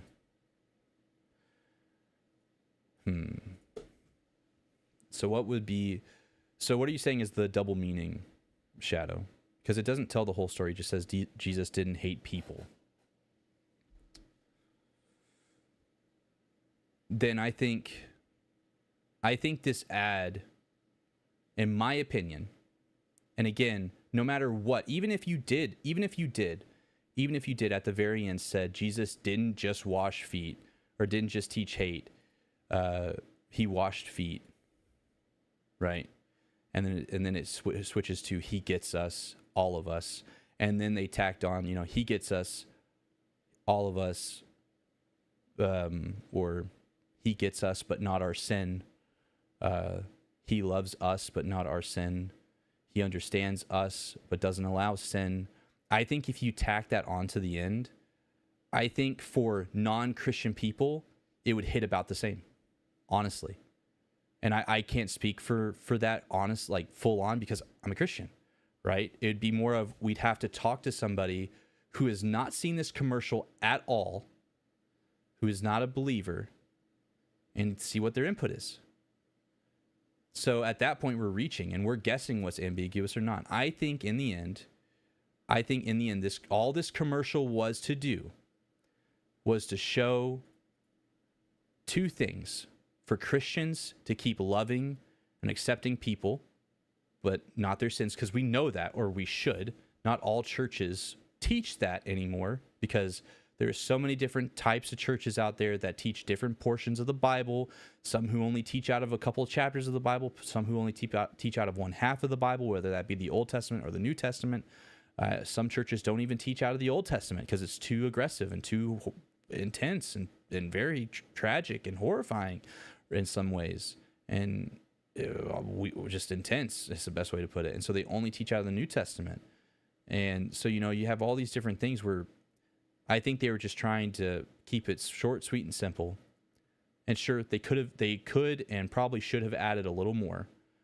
But in my opinion, what I got out of the ad whenever I first saw it, and as I'm watching it now, rewatching it, I get two things. One is a message for believers, for Christians who understand, right? Because again, Jesus spoke in parables, and he spoke in parables so that those who really were chasing after his heart would understand, and who had ears would hear, and those who were fake would just be confused, right?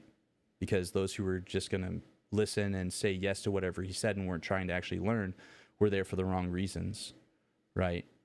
Unless I'm misunderstanding that, which I could be, but I think it was a message for Christians to love people still. Don't give into hate because we're being hated. And for people who are non-Christian, that he gets them. He understands them.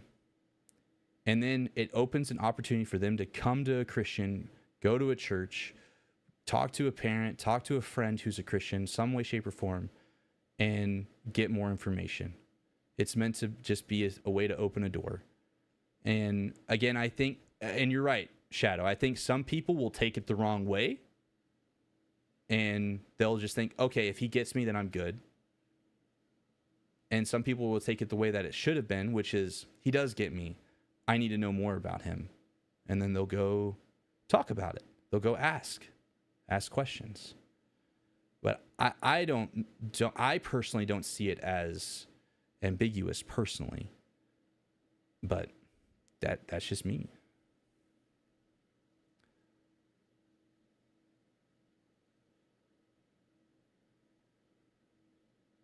I feel like the intent matters more towards it. The journey matters more than the destination to me. Well, you got to be careful with the intent part too, George, because again, that's kind of where Shadow's coming from. Like the intent is, that we love everyone, but the word love has been so twisted to where a lot of people see if you tell them that you love them, that you accept them as they are, and that's where I think, right, Shadow, where Shadow's coming, and where you have to be careful with the intent. The intent is definitely like the right intentions were here in the commercial, in the making the commercial, but I will agree, I think it would have been smart to add one more little kind of catchphrase, one more little thing to kind of finish it out where, yes, like Jesus gets you and he loves you and he forgives you for everything you've done. And, or he understands you, but he can't accept you with the sin type vibe. But it's hard to get that across sometimes, right? Especially in the short format that they kind of did it. But if I were gay and I saw a priest washing the feet of a gay guy, it would make me go, yeah, see, you should accept me as I am. But the thing is, I think that thinking isn't fully true.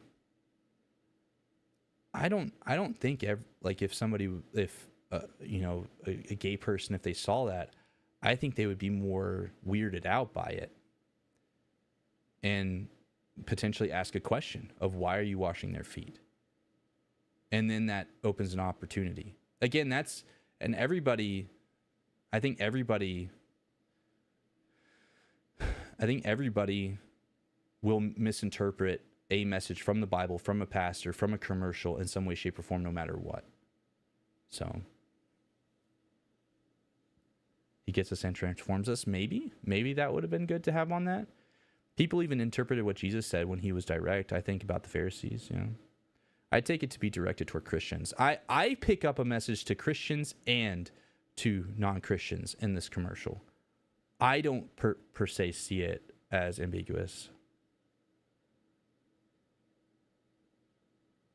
Just to add on to your comment on churches not teaching certain things now, there are wealthy individuals that are making donations to churches to influence what they do and don't teach towards the worldly agendas. Yeah, and that's what's happening in a couple of the mega churches in like the Houston, Dallas area, Joel Osteen churches, stuff like that. They never talk about sin ever in the services. I would say, yeah. My understanding on the commercial was the focus of the new commandment I give to you, to love the Lord, and the second is like to love your neighbor as yourself. Jesus doesn't hate people, but he does hate the sin. Hate is the desire to get of Jesus does convict and call us to keep believers accountable for their actions. Do not hold unbelievers to the standard of a believer. They need to know Christ first. Yeah. I would agree. Eclipso. Like if people don't know Christ first, they won't know what their sin is. And so I think that might be where they were trying to go with it. Because again, if you just call out somebody for their sin and that they need to be saved, if you have somebody who's never grown up with a church influence, any form of a God influence, a Jesus influence in their life, again, they're being taught through commercials, through worldly teachings, through everything of the world that as long as you have sex, money, and whatever makes you happy, then you're good. And those people don't know Jesus. And for some of them to be told that they have to be saved, they must be saved, they'll view a commercial that says that as, I'm already good. How dare you, right? That's where my mind kind of goes, Adding forgiveness would have been the extra impact, however. I think they are trying to reach non-believers who don't believe they need forgiveness. Yeah. Loving my neighbor is caring them enough to tell the truth, not only that Jesus takes them as they are, but we have to repent and be born again, that we can't stay as we are. But again, you can't just you can't just, like we said earlier, you can't just tell your neighbor that right out the gate, right? You can't just, know your neighbor for a year and go to a couple of dinner parties, right? Or go out or mow the lawn at the same time or something, right? I'm just using examples, right, Shadow?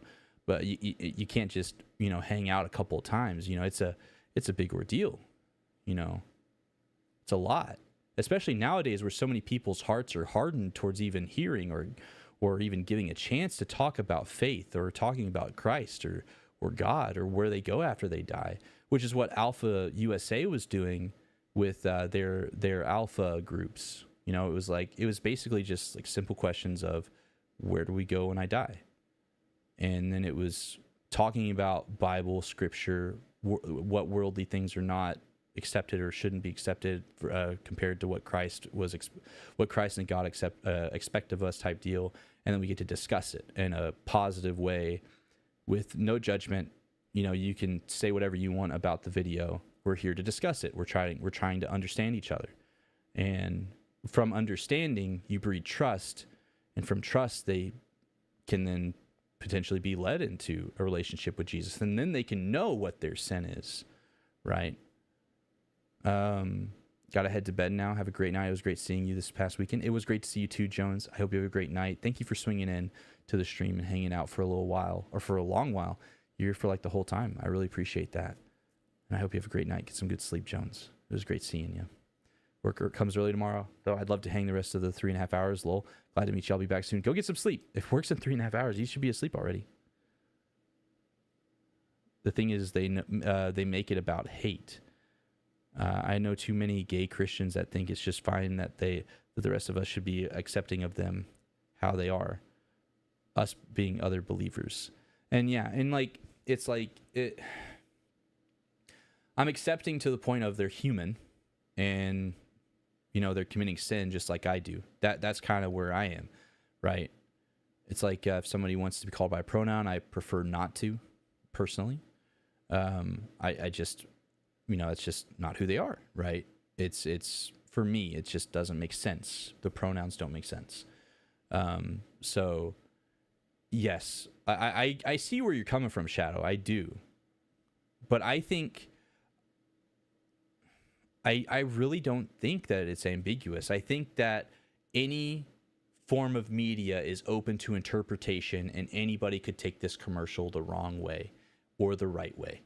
No matter what, no matter how much you believe what you believe, it can be taken a good way or a positive way or a negative way.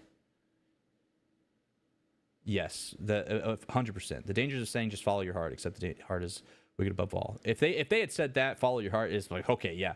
But yeah, the Disney line, yeah. The church is not a museum for saints, but rather a hospital for sinners. It is. You're right, Eclipso.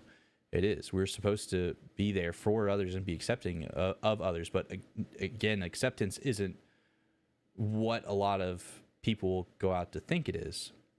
We accept them accept somebody as they are, and we love them, but we don't accept the sin that they allow to rule their lives, right? Like me, I don't accept the sin that rules my life some days. Some days I'm not perfect. Some days I give into my frustrations more than I should, or I give into my fear and my anxiety and my doubt way more, or period. I give into that anxiety and that doubt. And, it's like, crap, I just gave into my sin, right? So it's one of those things that I know this has been a big form of conflict or a debate in Christian groups, this commercial. Yeah. Yeah, when people said follow your heart, it gets me in messes facts. Welcome back, Banana. I would have added something like find out about Jesus. Love here, insert website for more resources about the gospel, etc. Or a way to connect to a solid church, etc. Well, I think so honestly, again, like I was saying, I think the reason why they did it the way they did was so it wouldn't be passive aggressive. It wouldn't be aggressive in general, and it wouldn't feel forceful. And I think that's kind of where they were at. And so they came up with this slogan, at the very end, so people would talk about it. Like I said, I think they were just trying to get people to talk about it. Honestly, because again, it's just become like it's hard to talk about it. You're not allowed to talk about it in school. If you're a teacher, you could get fired if you have a kid that comes up and asks you about Jesus or about Christianity, right? And so I think that was what their main point was. I personally don't see the commercial as ambiguous. I think it had two messages: one for Christians, or one for believers, if you want to put it that way, but Christians, and then one for people who are going through tough times or who are aggressive. Like, they have a whole lot of political stuff here, right? You know, you get the first slide where you have the younger generation with the older generation, and you know, the older generation being dead set in some ways of past biblical teachings that were skewed, right? And so you have a younger generation trying to be loving and caring towards the older generation that could have been more stern and not following certain teachings to a T, like we're all guilty of, right? And then you have people, you know, obvious, you know, you have somebody who's shown to be in the middle of a city street, cop, apparently he's either in trouble some way, shape, or form, and he's choosing to have mercy for him instead, right? And, you know, it's like the story of that Rob Motti was telling us about whenever he was when he was starting to get back into church, whenever he was turning it, didn't realize, but he was turning his life back around for Christ. One of the guy's testimonies at this church he was at was this guy was a druggie, and he had drugs on him when this cop got him to the side, and the cop took the drugs, threw it in a sewer, and said, "Get out of here," right? And gave him a chance. But the way they want to accept their but they want you to accept their homosexual lifestyle. They do. You know, everybody who lives in a life of sin, even Christians, want you to, if they're living a life of sin, even as a Christian, somebody who's given their life to Christ and you know, believe in Christ, but they still fall into temptations and live a life of sin, they want you to accept it too, right? It's anyone and everyone. It's just not so obvious sometimes, right? But we don't, right? It's, you know, anything on that more. Me wrong, but I think that was the point of the hegetsus.com bit. Entice the viewer to go to the site and begin that ask. I think it was more of a primer to get people to have this very conversation. What does he get us mean? Of course, a 1 minute bit won't satisfy any particular dogma. Yeah. That's what I'm thinking. I think literally the commercial was just to get people to talk about it. And in the end, I think in the end it got a message across for the people that needed it. And, you know, again, people are going to take it as they're going to take it. It's much like a parent or child. We love our children as they are, no matter what, but we do discipline them with the hope of helping them grow. Are you, man? And hello, chat as well. What up, Legend Zeus? How you doing today, Zeus? I'm doing good today. We're talking about the He Gets Us commercials. We were just talking about ReachCon, and then this kind of popped up. Noah says hi. Hi, Noah. It's the idea of not identifying as your sin. We all suffer with temptation of different forms. If I struggle with stealing, I would not identify as a thief if I understood I was wrong. Simply displacing accountability. From the He Gets Us website, whether you consider yourself a Christian, a believer in another faith, a spiritual explorer, or not religious or spiritual anyway, we invite you to hear about Jesus and be inspired by his example. Just being inspired by his example isn't enough.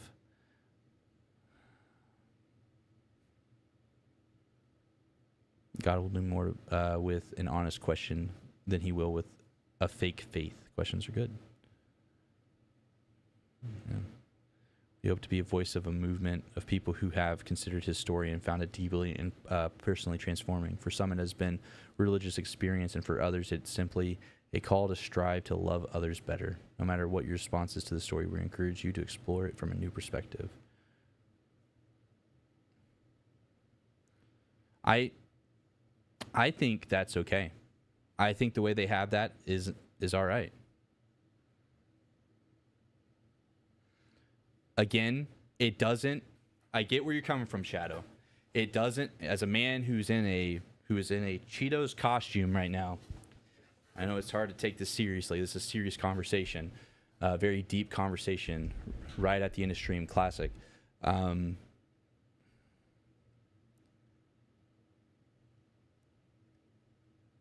I think that message will get the people who are serious about understanding Jesus deeper into a relationship.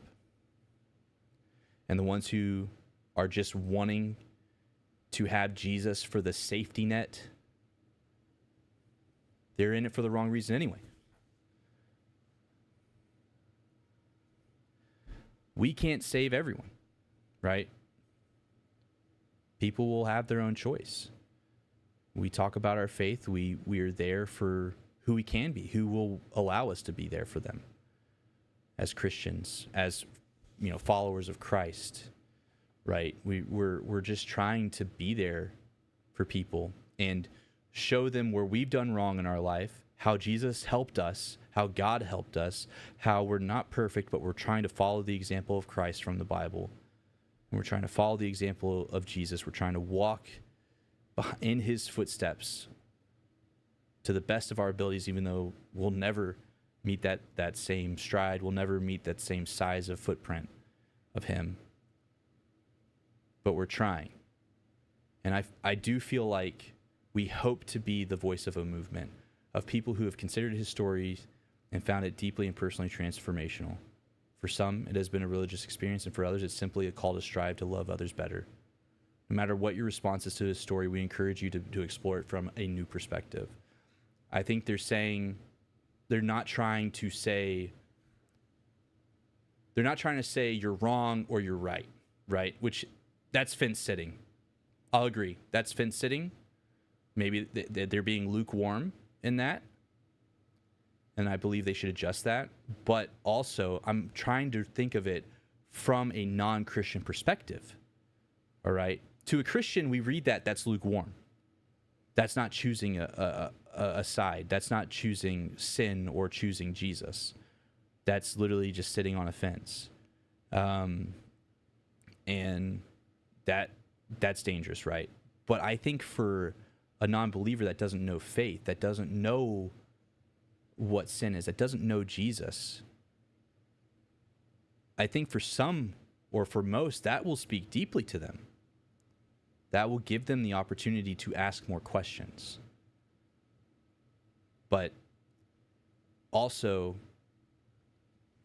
I can understand where it's not enough, so to speak. It's not going into enough detail. It's not being passionate enough for Christ. But I think that's where they're going from an organization that's getting people to talk about it, to where they'll go to talk to people who can be passionate for them. It's like what I tell people when they come to me for all of this input or just life experience or for what to do in their life if they're going through X, Y, or Z problems. It's like, in the end, I can give you encouragement. I can pray for you. I can tell you what I've been through in my life if it's similar. And I can tell you that I love you and I'm here for you. But you have to find somebody in real life that can be there for you in real life, in person, that can be accountable, help you to be accountable, hold you accountable, and can help you get those answers in person. And I think that's what they're trying to do. They're just trying to get people to talk. I think they're just trying to get people to go back to a church, go to a pastor, go to a Christian friend. And, I think that's what their primary thought is, or what their primary agenda is just to get people to talk about it. You're right, it's not enough, but it's a start, and it does get people to make/ask for and search, yeah. And I think that second part goes back to the not coming off forceful, yeah. Well, it's because it's like what the generations behind us were so forceful with it, right? It was all about Bible beating, and you still have that on in different cities at college campuses. You got people who are, waving their Bible in the air, screaming at people. It's just, oh, hi, banana. Have a good night, Samus. I need to get a sleep command, don't I? Speaking from a marketing standpoint, the imagery in the commercial does a great job of capturing the attention of literally everyone in every walk of life, no matter the feeling it gave, it still caught attention and started a conversation. Also, hello. Hey, Kayla. How are you doing today? I agree. I think it literally has nearly every type of walk of life, and it is to spark conversation. You know, it's...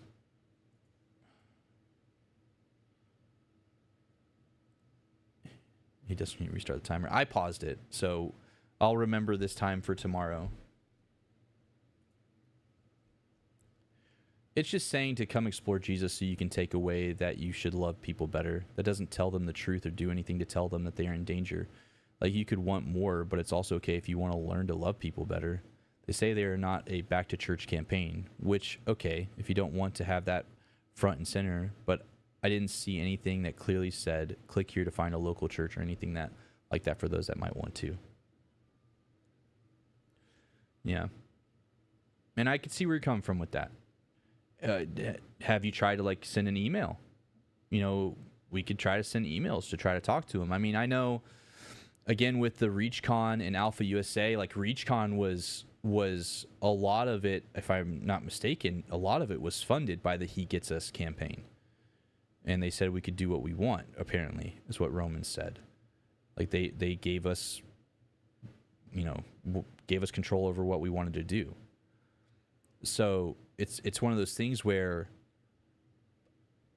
they could do more, but at the same time, I think they're trying to mainly shift the responsibility on to other people, which is a good and bad thing.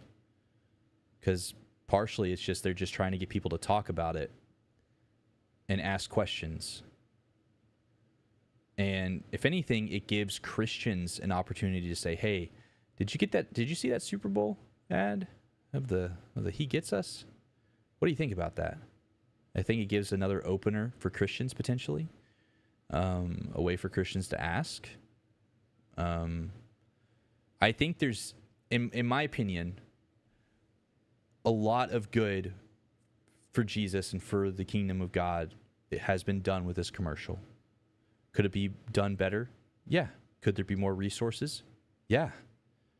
Could there have been a little bit more to the message at the end? Yeah. Maybe it'll get better over time. Who knows? But we can speak up. We can encourage. We can ask these groups to add more. But if we just dog them for at least trying, you know, sure, it's not in the most perfect way. Sure, there could have been more done. But we can't just, you know, we can look, we can critique, we can evaluate, we can try to understand what could be better, and then we can do something with it. So then we go talk with them about it. And so maybe if we, with the alpha groups through ReachCon, maybe we can have some form of influence in that. Maybe. I don't know. I'm willing to like talk to a He Gets Us person about it. I'm down. Why were these choices made? Maybe there was some outlier that was strong-arming them. Maybe there was certain ways that there was hoops that they had to jump through to be able to get the Super Bowl ad, where they had to have certain things on their website, which sucks, but at least they got something, right? But at the same time, it could be poison for some, like you're saying. Like, that's basically what it is this commercial can be poison for some, and it can be, you know, the thirst quenching water for others, right?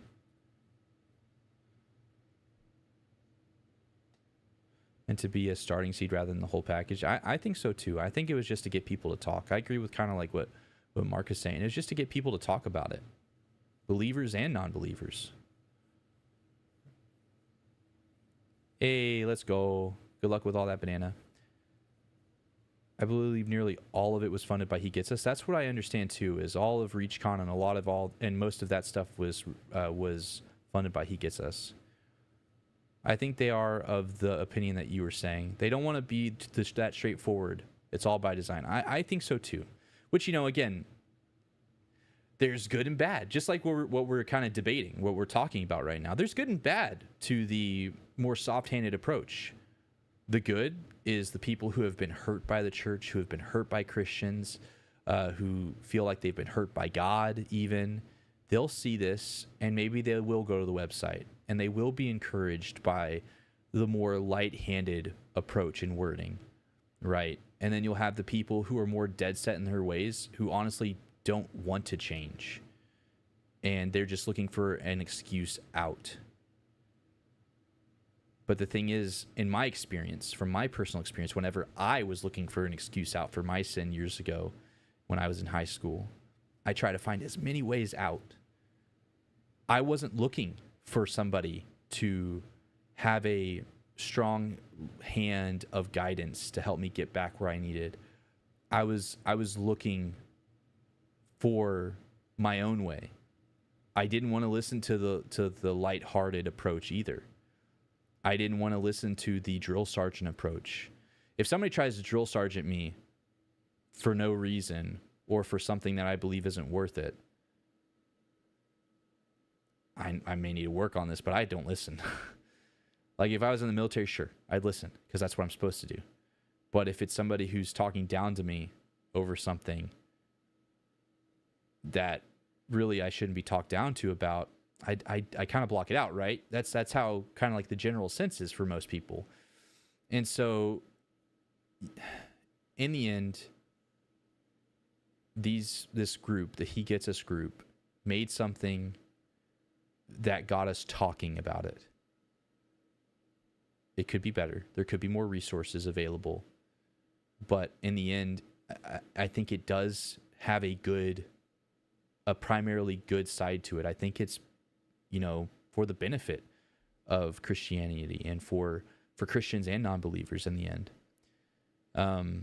Again, it would be nice to see some local church options. Sure. Find your local church on their website. That'd be dope. And maybe that can be suggested. But if all we do is look through a lens of critique, and we don't, just like anything, right, Shadow? If we just look through a lens of critique and we don't have mercy or try to understand, then we can sometimes work ourselves into a chute, right? So we need to just be a little understanding. And I tried to watch that when I started it. I tried to just look at it as if I wasn't a Christian.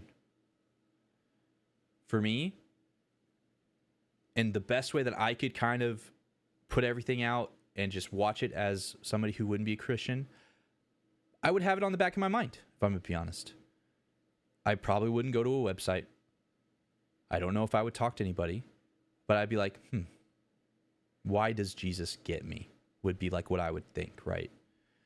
And then I'd probably have that thought in the back of my head is like, God, if you want me to talk about this, if you do exist, then give me an opportunity to talk to somebody, I guess, or put somebody in my way that I can talk to about that, So I 100% get where you're coming from, though, Shadow. Like I'm understanding both sides, right? Like, and that's where I'm at right now. I understand both sides. Yes, I would love more resources on their website.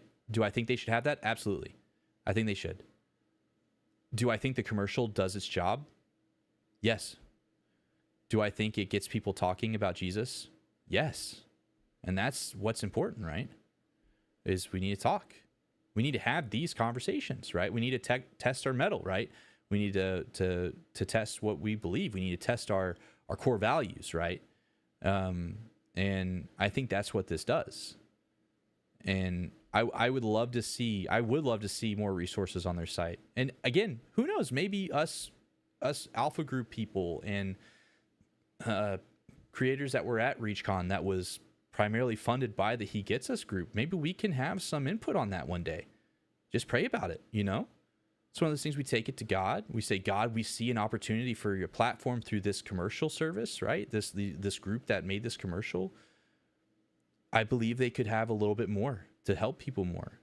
And then maybe send an email that's an understanding and in an understanding way, and be like, hey, I think it would be neat if y'all put church sources. I love that you're trying to teach God's love. It makes me nervous that I believe some people may take it as that he accepts you for how you are right now, and you don't have to change. But I also understand that you're just trying to show that Jesus loves us. God loves us. But again, we have to be careful that that doesn't mean that he accepts our sin. He doesn't. He can't. He's perfect, right?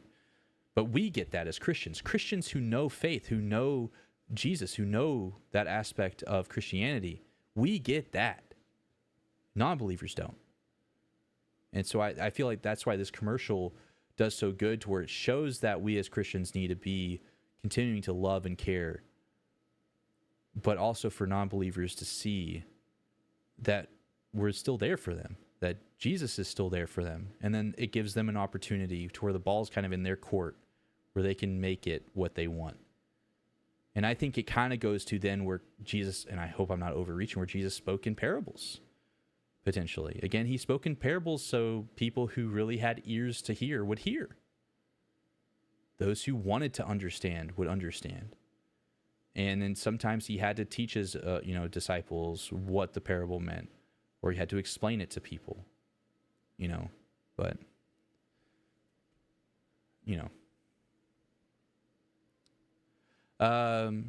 sorry, I've been missing on everything. The question is, does it bring glory to God? If anything we do doesn't bring glory to God, we have failed in doing it in the way we should. I think this brings glory to God. I think it does. Now, I agree with Shadow. I think their website should at least link to some form of a local church or an online church group, or like a Discord, or I don't know, something where people can email in or talk to a pastor. I think that'd be nice. I think one of the reasons why they may not have done that is because trolls, people who would waste their time. Same for if they had it where you could find a church nearby, that could be abused. That's a scary thing. And that's becoming a more and more common thing for churches to get abused and messed up or messed with. And so maybe they just didn't want that to even be an opportunity. And that was maybe their thinking. I don't know. I don't know what their thoughts was on that. So I don't think an email is going to change anything. I hope and pray it has been used by the Lord. I think it has, but I'll be praying for that and, thinking on that. Yoshi, thank you so much for following. Welcome to the Tsunami Gaming Family Make Waves. Appreciate that follow, Yoshi. Okay, we get some welcomes in the chat for Yoshi Original Soundtrack. As a new member of the family, deserve a warm welcome. Yoshi, I saw your message. You found me through the TikTok timeline. I appreciate that. I'll get to you in just a second. I'm so sorry. I'm going to catch up on chat real quick. It could always be better. No doubt about that. Yeah. I'm not a hateful guy, even though I may sound like it. I just care too much about people's souls to have them being vague booked about the gospel and their need for Christ. Dude, I don't think you sound like, no. I don't think you sound hateful. I think you sound passionate.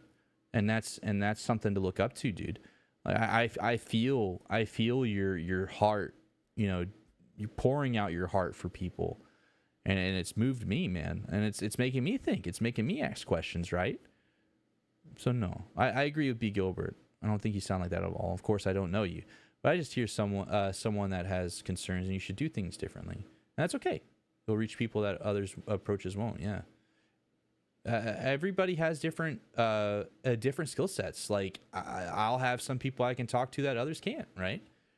Just like this commercial will reach some in some ways and others in other ways, right? Every person and organization will have a different way of reaching people and planting seeds. That's just one way. Maybe this commercial caused someone to decide to ask a Christian friend about their thoughts. Who knows? I know for me it did. One of my friends talked to me about it. They saw it and they reached out to me. They knew I was a Christian. And from that, they are slowly getting more interested in Christianity, which is really exciting, right? Good night, Banana. I know you've been working hard. Go get some sleep. Love you. I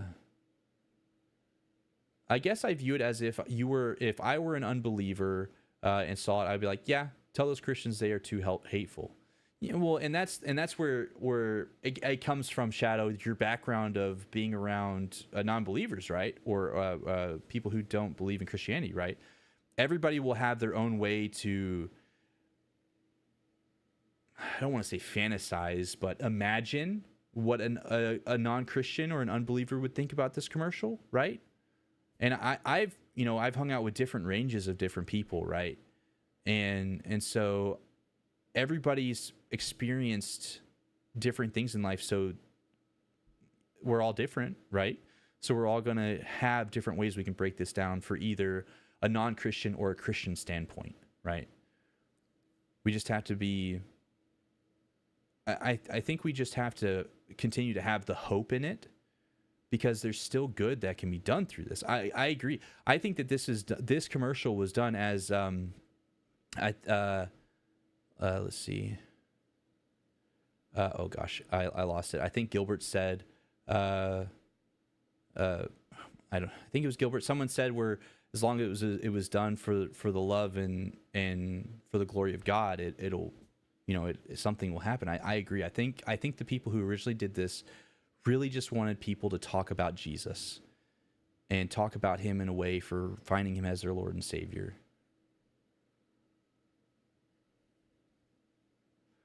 Shadow, we are on the same wavelength. Sorry. What's the countdown for? We're doing a costume-a-thon, but since the stream is going a little bit longer than schedule, I paused it. So one sub adds 5 minutes to the timer, and that's I have to wear a costume on stream until the timer goes out. If you gift 10 subs, you get to choose what costume I start off with the next stream. If you gift 20, you get to choose I have to change my costume right then and wear it for the next stream too. Stuff like that.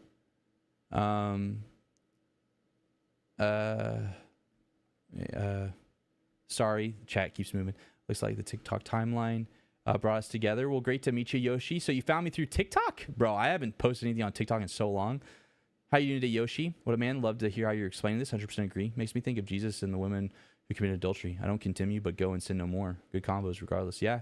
I think, again, like I've said a lot, and I don't want to keep going in circles, right? I don't want to keep going in circles. But I think this whole commercial is just to basically be an open door for asking questions, right?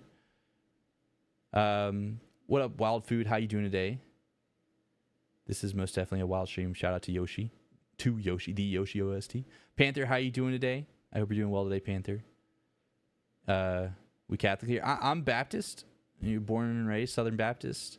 Went to a non-denominational church for a few years too. So that's kind of my church history.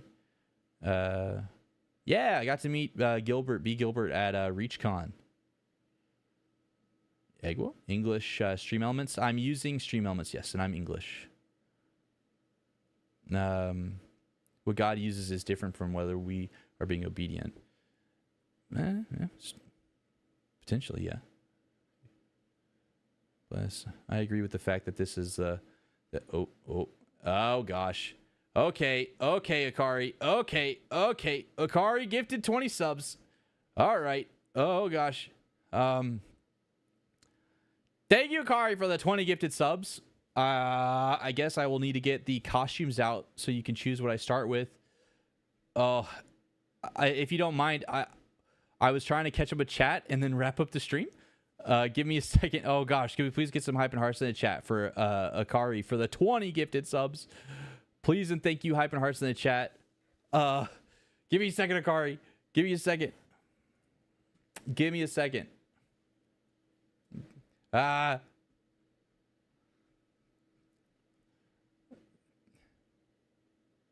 Does this mean we are both Canadian? Oh, one of my top supporters is Canadian, so we had a couple emotes for the Canadians made. But hype and hearts in the chat, please, for the 20 gifted subs from Akari. Please and thank you.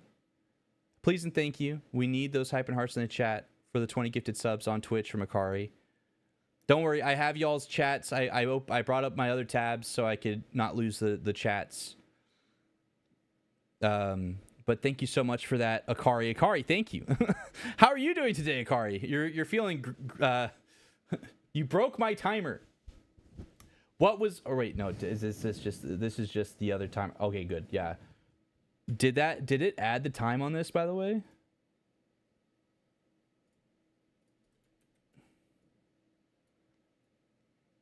It added to that timer, right? I think it did. Busy day for you today. What were you up to today, Akari?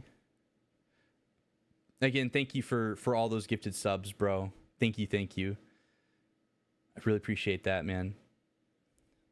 Don't worry, I'll get you a list of the costumes in just a second. I'm going to try to catch up on chat really quickly. He spoke in parables to show the new covenant was going to eliminate the need for sacrifice for salvation, being that he would be the one sacrificed for all time. Okay. I always was under the understanding, Nathan, that it was also so the people who were just there for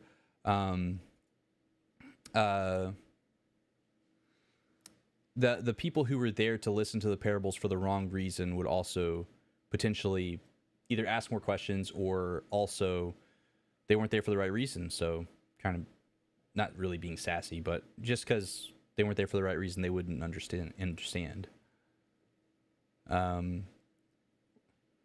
What do we think of Mormons?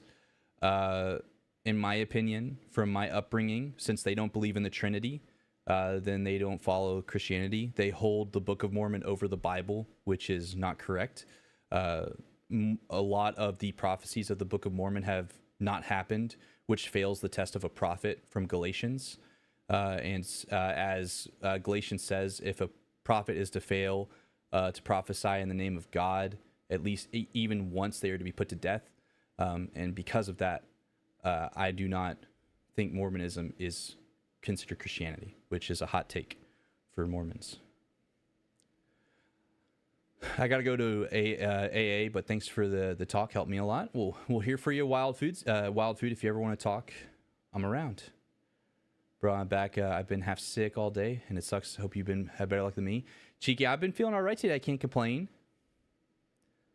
I hope you're feeling better. What up, Onyx? How you doing today? I'm catching up on YouTube chat, then I'm going to Twitch chat. YouTube chat was a bit shorter. Taking a break from Cobra Cast. 199, give a thumbs up on the sheet. Checking on you.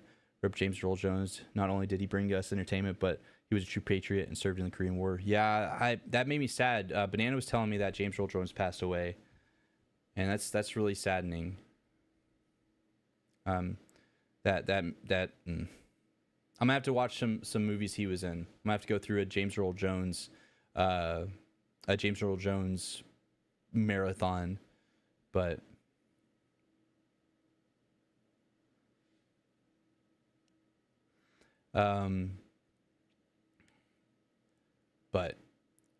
thank you again, Akari.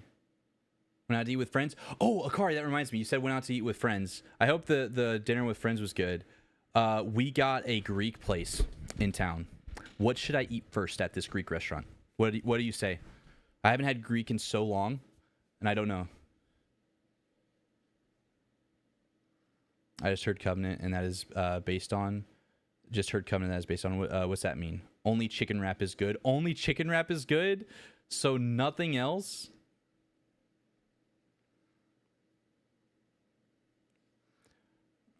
I just airdropped in. You did airdrop in a car. You airdropped in and you dropped a bomb on me, bro. On a 20 bomb, brother. Thank you for the 20 gift to sub again. That means so much, Akari. Again, I'll get that list of costumes out. Let me just get caught up on chat. What a man loved to hear. You're explaining this 100% agree. Yes, but you would get that kind of response from some people from any Christian commercial, though. Yeah. Don't say go and sin no more, though. Not even on their website. That's true, they don't.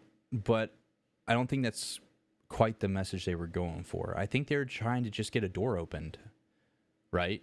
You know, some people, it's like different parts of the body everybody has their own job in the body of Christ, right? And so might that just be just to get a door open for some people? I don't know. The job is to draw people into Christian community, and they're leaving it up to us as the body of Christ to welcome people in and help disciple them through the conversations around telling them to sin no more. Hard conversations will always be better to have in confines of a relationship. Relational equity is super valuable. Is exactly what I was trying to type up. Thanks for speaking it up even better. Actually, I had the opportunity to meet Tsunami Reach Conference. From whether being obedient, I agree with the fact that it's best handled in the confines of relationship. That is why I was concerned that they don't have any resources to get connected. If you'd like, just one of their alpha groups. I think they should have it linked to an alpha group or a local church. And maybe us Reach content creators can have that there. Maybe they just didn't consider that, especially since Alpha USA is kind of a part of the whole He Gets Us group. So it would make sense for them to have that. So maybe they're working towards that or something, but we can always bring that up. Have a changing schedule, new work opportunities. Oh, we excited for the new work? I'm well tired, life's busy. That's an interesting thought. I'm not familiar with their back end, but what we're saying is getting them connected into a relationship with Christ followers who can disciple them. An alpha group is a small group that people can do exactly that. At least that's where they can be functional. Yeah, and I think that's what Shadow's saying is now that if they have alpha groups, then they should have it to where they're linked. Gyros are delicious for Greek food. That's what I was thinking. Chicken wrap and gyro. So chicken wrap and gyro. The Sandlot, Lion King, Star Wars. Yeah, there's a long list for James Earl Jones. Coming to America. Yup. I think having connections to church could lead into problems, though. One, they could have a church listed that ends up having issues, and they end up getting hate for that. Two, maybe they miss some churches that would be a great match, and I think it's the best for an individual. That's where my mind kind of went, because every church has their own doctrine, right? And so then they could get in trouble by cherry picking certain churches, and they could get flack for that. So they may have thought, let's just keep our hands clean of that so we don't get in that mix. I could see that being a reason, is because of all the different church doctrines between all the different denominations. So when I say TikTok time, I mean the new Twitch. Oh, okay. Community, that is community dividing decision. Dude, yeah, I understand what Twitch is trying to go for with it, but man, is it rough. Dude, Yoshi, I was following a bunch of people at ReachCon off my phone, and only 2 or 3 of them went through. So I'm going to have to like go back through and like double check everybody that I thought I followed and make sure I followed them.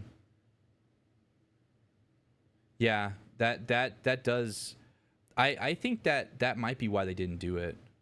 Some churches may not have been equipped for it. Some church, which they should, but some can't be.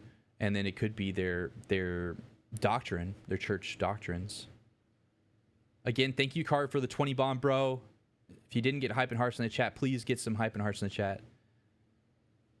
Are you still working? I know you finished up at that one tall building. Are you at a new one yet? Euro. I can't. I'm not Greek. I'm Texan. Chicken wrap is good. Greek food, lamb. I figured try lamb, but it won't be as good. Phone autocorrect is too zealous. I just heard Covenant. I'm still not sure what.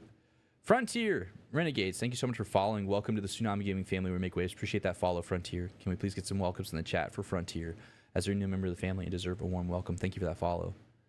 I'm reading the articles on their website, and they're kind of vague still. And for instance, they do not really explain Matthew 7:1 in context. Basically, just saying that Jesus told us not to judge and that it was more important to look inward. But the point of that passage is examine ourselves and deal with our own sin so that we can rightly judge others who call themselves believers that are not living in what they're called. Yeah, facts. But again, if you're reading that as a believer or you've been a believer, then yeah, you're gonna see that it needs more context. For a new believer, they're gonna be overloaded with that context, I think. And the simplifying, because again, you know, the culture we have, things have to be simplified. Even for non-religious things have to be simplified nowadays, right? And so I feel like they're having it simplified so people aren't overwhelmed, and so then they can ask questions. They feel comfortable to ask questions. But I'm torn, because it's like I get that. I understand. Like, yeah, you get them to, you know, explain what the context of the verse is. But I think, again, that's where they're allowing that to be an open-ended thing where you need to go talk to somebody. I'm very open-minded when it comes to food, but the seasonings were for me. What was the seasonings like? Wait, why didn't you do this closer to Halloween?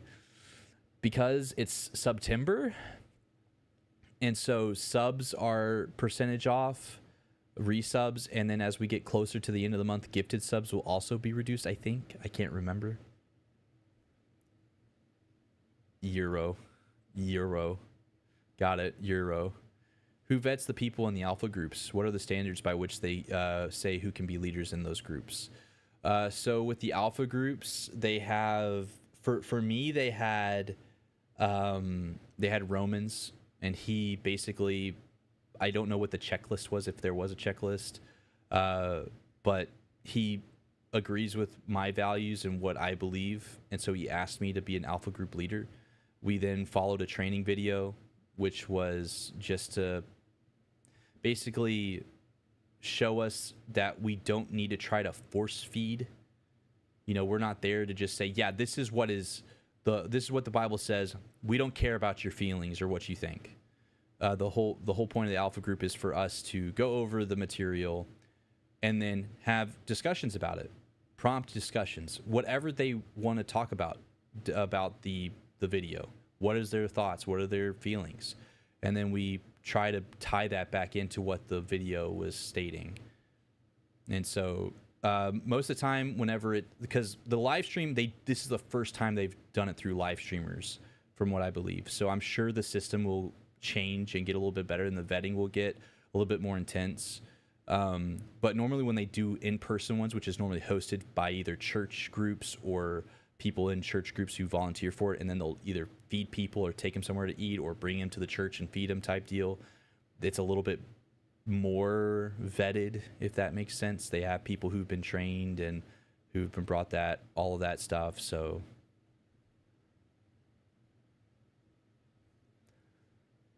I really probably overshot some important stuff there. So my brain's kind of mush right now.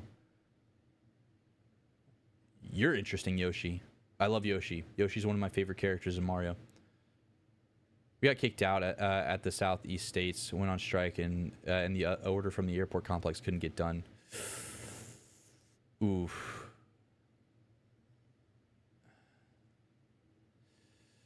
That's tough. So what are y'all doing now, Akari? Lucas, I found you again. Or Lucis, I found you again, excuse me. Lucas. Those are excellent questions that actually could be asked through an email, since they have the group set up. Yeah. They do have after the contract gets signed, we should be continuing. Okay. But you can't take the verse out of context to say, look, Jesus says not to judge, and we are sorry other people have judged you. Yeah. We can't. We can't take the verse out of context. I think what they're hoping when they put it in that light is to not take the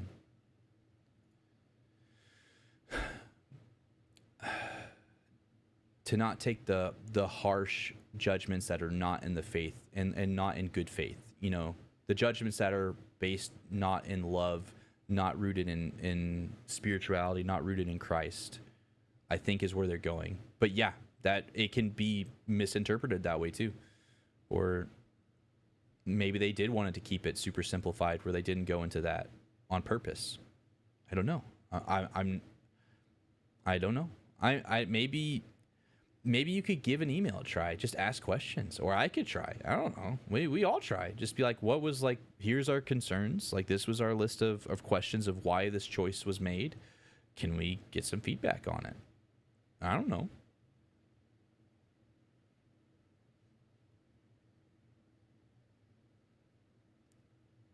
It seems I find you when I scroll Twitch. Oh yeah, Frontier? Hi. I'm the scrolling worked. I planned that. No. It feels good, but it's wrong. Yeah. Again, I think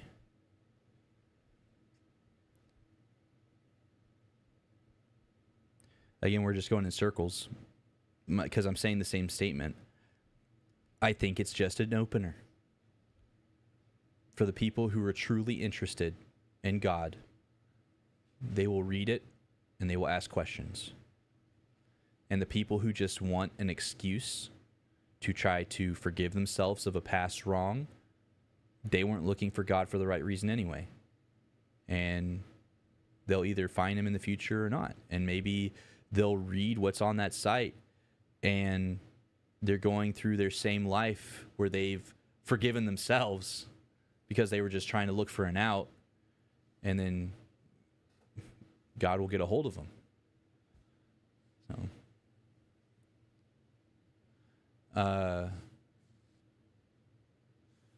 But Euro, same, and you said it right. The church can become excommunicated, that shall not covet thy neighbor. I mean, you try not to excommunicate people. You know, you don't want to do that. The only time I have ever seen that, well, I say only time. There's 2 times where I've seen people excommunicated from a church. It was when the church was doing things for the wrong reason, and they excommunicated somebody to try to cover it up, and then they paid for that hard. You know, it all came out in the end. That was truth. All the truth came out in the end, because Christians, religious people are humans too. You know, we're filled with greed. Just because, you know, I've accepted Jesus as my Lord and Savior, I try to follow the Bible and the teachings to a T. I do my best to love others, and I do my best to tell people about what God's done for me and witness to people. And I try to be, understanding and patient and kind, because that's what I want people to be for me whenever I make mistakes. I try to, again, like I said, I try to understand. So there's sometimes in churches you do have to push somebody out. You do have to ask them to leave, because all they are is poisoning the water hole, so to speak, you know? And that happens. That's never fun. So,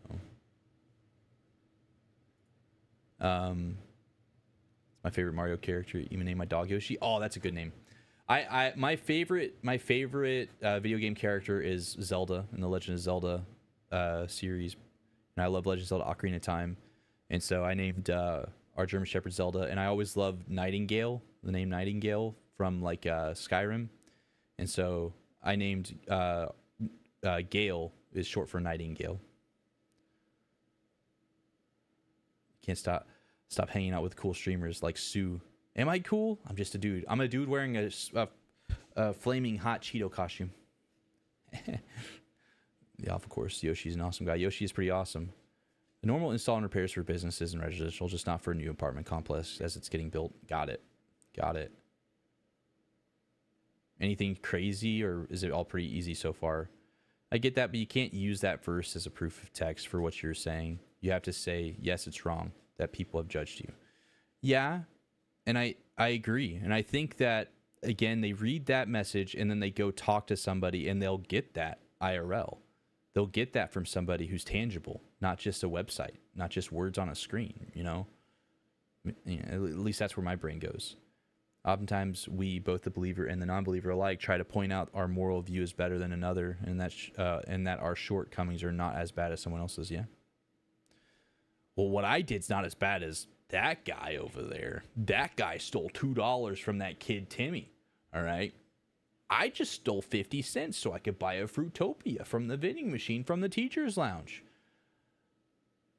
That's not a true story. I have no idea what you're talking about. Okay, I'm sorry. God, I lied. That was a true story. I did that. Exactly my thoughts. I think everyone interprets and shares the word of the Bible differently, but it opens discussion and brings people to God. Nitpicking and criticizing can actually push non-believers or people on the fence even further away. And that's where I kind of think another thing, like, and that's where I can kind of agree with Shadow, where it's an ambiguous commercial, because then you have, yo, Donnie, thank you for the raid with a party of 7. Donnie, thank you so much for that raid. Can we please get some hype and hearts in the chat for Donnie and Donnie's community? Donnie, how was your stream? What were you up to today?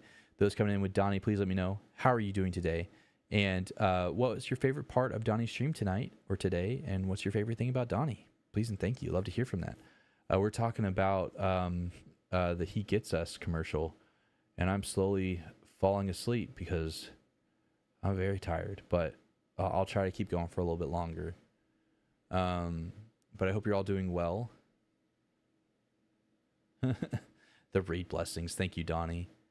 Mining iron in Valheim. How'd that go? You get a lot of how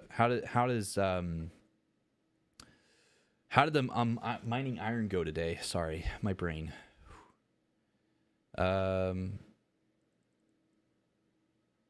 what they should say is that Christians are only called to judge other people who call themselves believers, not those who are not followers of Christ. But you can't cherry pick verses out of context to try to make arguments that are not intended to make. Well, I mean, then, if anything, that verse being put on their website is to a non-believer who are not calling themselves believers, the people who are just interested and and curious, right? The Bible actually does tell Christians to judge with righteous judgment. It does. It does tell us to judge with righteous judgment, but you have to be careful when you're judging with righteous judgment. You have people who are given that gift and that ability. It takes a lot of prayer. It takes a lot of focus. It takes a lot of dedication and closeness to the Lord to make a judgment of that sense.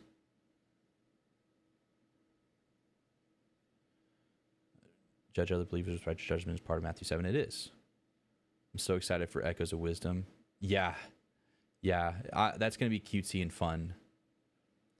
Sinners are just doing what sinners do. Exactly. And so if sinners are just doing what sinners do, then if they check out a verse that is to help ease their, or try to help kind of lower those defenses of what Christians will think of them, sure, it would be good to have the context to say that this verse is meant for Christians to be judging other people who call themselves believers in a righteous way. But I think that can get kind of, again, too complicated. I think they're trying to keep it simplified. Like I'm really trying to think of this in a way of somebody who is not a Christian. Like if you try to put too much and explain every little appendices and every little thing, you're going to push people away. And so they're trying to keep it simple so that way they can, again, I'm just a dude in a Cheetos costume, but they're just trying to get people to ask questions like I've already said. The website and the He Gets Us isn't for people who call themselves believers or for believers. Again, the commercial is, in my opinion, two ways of telling Christians to keep loving and caring people, loving and caring for people, not accepting their sins, but loving and caring them as we would love to be treated, treat them as we want to be treated. And then it's for people who are sinners, who don't know about Jesus, can try to understand. I have not been able to play MTG recently. Last time I played was like a month ago. I need my fix. How are you doing today, Eugene? Good night, Lucy. It's getting late for me too, but I'm gonna try to. I'm trying to. I don't know, I'm trying to make everybody happy with this conversation. Is what I'm doing, and you know that's something I have to work on, right? You know, I'm trying to look at both sides. I'm trying to look at it from a believer standpoint, a non-believer standpoint, somebody who has stepped away from faith but is trying to find their way back, for somebody who is just trying to use faith as an excuse to forgive themselves and not search for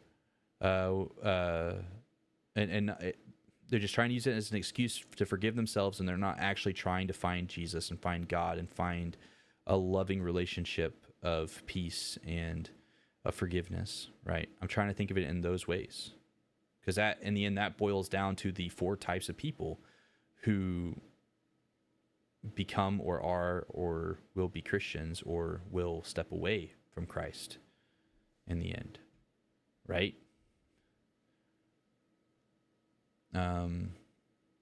Indeed, welcome, Raiders.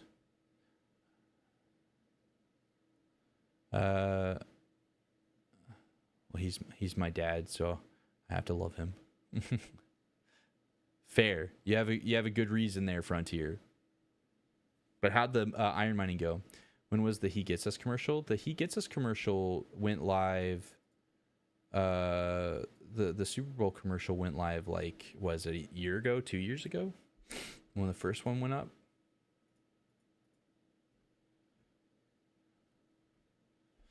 My brain also goes at this time of night, yeah. And I only got like 10 hours of sleep over the 3 or 4 from Thursday. I woke up at like 5 a.m. on Thursday, and then, worked as much as I could until Bailey got home, while juggling the kid, while being sleep deprived because the kiddo didn't sleep very well this past week and the week before. And then we got on a plane, flew for an hour and a half, had a 3-hour layover, landed in Atlanta, Georgia at like 10:30 at night, got to the hotel at like 11:30 at night, hung out with a couple of people, and didn't get to bed until like 2. We didn't go to bed until 2 like every night at ReachCon. So I only got like maybe 10 or 12 hours of sleep over the last few days. And I didn't get to sleep very well last night because Bailey had to get back to work today. So I took the night shift for the kid. So, says your brother. Good night, Dad. Good night, Dad. So you got enough. That's good. You got enough. Oh, Got Questions has a good article on this. Explaining the gospel perfectly within 1 minute is fundamentally impossible. Got Questions is an awesome site. Yeah. The fact that it isn't for believers is all the more reason you have to be more careful to take scripture out of context. You can't make everyone happy. Well, you can't. But I don't think they were purposely trying to take the scripture out of context, though. Like when you're taking the scripture out of context, it's whenever you're taking, like when Satan said to Jesus when he's being tempted in the desert, if you bow before me, I'll give you, rule over all the lands and everything, and yada yada yada, paraphrasing. And if you take that verse that Satan said that to Jesus and you tell somebody, oh yeah, the Bible said this, but you don't tell them that Satan said that, that's fully taking it out of context. I feel like them putting that verse there is showing them that we as Christians love them, and we're, the judgment of others has been harsh. And yes, you will be judged. And it's trying to just, again, kind of get their guard down. Again, Christianity is not a popular subject. Again, it's taboo. Everybody wants to talk about it, but nobody wants to talk about it, right? Like, even non-believers, even people who barely know about God or barely understand it, they want to know. They want to know what happens when they die, which is the Alpha group. Again, I think it was he gets us is just to start a conversation. It's just to get people to find other Christians to talk to. And like I said, people will take what they want from it. Like I said, there's 4 different types of people. You have people who are Christians and, they were raised, I guess there's 5. You have people who are Christians who are raised in that and they understand and they grew up in that life. And so for them, the He Gets Us is supposed to be a reminder for them to continue to love others and treat them as you want to be treated. Treat them as Jesus would treat them still, right? Wash their feet. But, be there for them. Get to know them. Have a relationship with them. So that way you can help them better understand the Bible, better understand Jesus, better understand his sacrifice and what sin is and what their life will be like without sin. Even if life gets harder whenever you've stepped away from sin, you can still rely on Jesus, right? And then you have the people who have walked away from Christianity. They had it for only a little while in their life growing up. Or whenever they went to college, they stepped away from faith. They stepped away from church. Now they're in their late 20s, mid 30s, and they're trying to figure out what they did wrong in life. And they see that, and it reminds them that, oh, what I learned in church was Jesus was always there for me. God's always there for me. He gets me. He knows what I'm going through, what I've gone through. And then they become a prodigal son or a daughter potentially. And then you have the people who understand, like this is going to be a little crude, but this is what my atheist friend told me in high school. He said, anytime we were on the bus, he said this, that we went to a CNA class that was across town, and the bus driver was older and was a known bus driver to be a little squirrely with driving. And he said the first time we got on the bus, he said, every time we go to the CNA class, I'm going to sit next to you. So if we're about to die, I can get a quickie to get into heaven. And that is exactly what he said.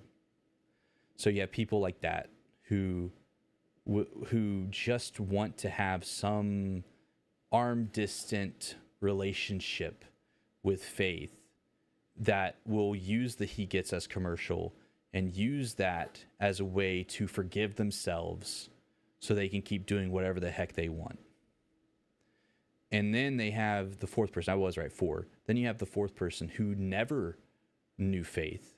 Their parents kept them from church, or the little they know is that what their parents have told them about Christianity, about churches, about all that. And they see it. And for them, you'll have two people, I guess. You'll have the person who wants to learn a little bit more. And so when they read those verses, all right, even if you gave them the context, they wouldn't know. Okay? And I'm not giving it an excuse for having a verse out of context. But if you gave them that context, they wouldn't know. They would just be more confused. And then you have the other types of those people who were brought up with no Christianity, no faith, no religion, who would literally say, who cares? And they put their nose up to the commercial, no matter what you put in it. Right? So it's like, you know, it's I don't know. I'm sleep deprived and I'm wearing a Cheeto costume at 11:21 p.m. So I feel like I broke that down pretty well. You know, I feel like that works, right? I don't know. I feel like I explained that well. But yeah, it's not possible to make everyone happy. I'm looking at the Christian woman who does marketing and web design for work. Yeah, fair. I think it was one from the previous rule. Yeah, but for real, go to bed. I'll catch up and then appreciate you all engaging tough conversation. Yeah, I mean, it's good to have these conversations. It's good to talk about it. As Christians, we need to talk about it. We have to. We are called to talk about it, right? And called to have input from others. And it's important that we talk about it as a congregation, as a body, as a group of believers. It's absolutely necessary. If we're too afraid to talk about it, then how can we know what to do? We have to pray about it, more importantly, right? Which I'm going to be praying when I'm done catching up with everybody, because we need to pray. We got to pray. We have to pray about this. It's something that it's on everybody's mind now. We have 25 people on Twitch and 73 people watching on YouTube as I speak. Like, it's something that must be prayed about and something that we must take seriously. Okay? In the end, we all are imperfect. We are all fallen short in the glory of God. No matter what, if you're a Christian, if you've been a Christian for 5 minutes, or a believer in Jesus for 5 minutes, it's to say that more better in my Texas terminology. If you've been a believer for 5 minutes, or if you've been a believer for 50 years, we are all imperfect and fallen short of the glory of God, and we will never be perfect. But we can strive for His glory. We can strive to be as Christ-like as we can. And we can have grace and mercy and wash other people's feet and care for them, because that's what we want in return. I'm going to be dumb and stupid and make stupid choices as a content creator, as a friend, as a brother, as a husband, as a dad, right? I'm going to. Again, it's just a man wearing a Cheetos costume that's flaming hot. I hope, we can't expect us to be perfect, right? So we have to pray this out, right? And it doesn't matter how egregious you feel it is. Taking a verse out of context is more black and white as either context or it's not. Well, it's context for a non-believer. For a non-believer, that verse means so much to them. To a non-believer, that verse speaks volumes to them. I'm not saying they can't talk about judgment or how it is or isn't supposed to be done, but they can't use the verse as a proof text for explanation they are giving on their article. But the thing is, you're not looking at it as a non-believer. For a non-believer, when they read that verse, I believe that they are comforted, and they will be more willing to ask questions to a Christian who is a believer. In my opinion. And that's from my experience. From my experience, when people have gone through something like that, they're more willing to ask questions. And next thing you know, they dive into the Word, they dive into Christianity, they dive into coming closer and growing closer to Christ. And it's then used for good. Like I said, in those groups of people that I explained, you're going to have that one group that just wants the excuse to get out of the trouble that they caused. And for them, they want a relationship with God for the wrong reasons. They're not just asking, seeking, and knocking for the glory of God and for God to work through them. They're asking, seeking, and knocking for their own greed, right? So, I think for a non-believer, that verse speaks volumes, and it's not out of context for a non-believer personally, but it's just, was there an article we looked at that explained what that meant? Maybe I need to look. It was an article they had on the He Gets Us website. They had that verse for not to be judged or to. I'm sorry, my brain's fried. Okay, I gotta head to bed. Love you guys. Been lurking and love watching. Gotta get going. I'll be around. Sounds good, Lark. Thank you for following. Thank you for subscribing and extending that for 6 months, man. That means so much to me. Thank you so much for that. Titan out. Love you, bro. Hey, I love you too, Aki. Hey, man. I hope you're doing well today. As you can tell, I'm a tired Cheeto. Akari, are you still there? So I can get you to pick your caution before I get off, so I don't forget. I'm not saying to necessarily give them the context. Just don't use the verse as a proof text. I don't know if they're quite using it like a proof text. I think they're just, I don't know. We got to get folks reading it for themselves and having discussions so we can sharpen one another. It's true. No, bruh, Akari.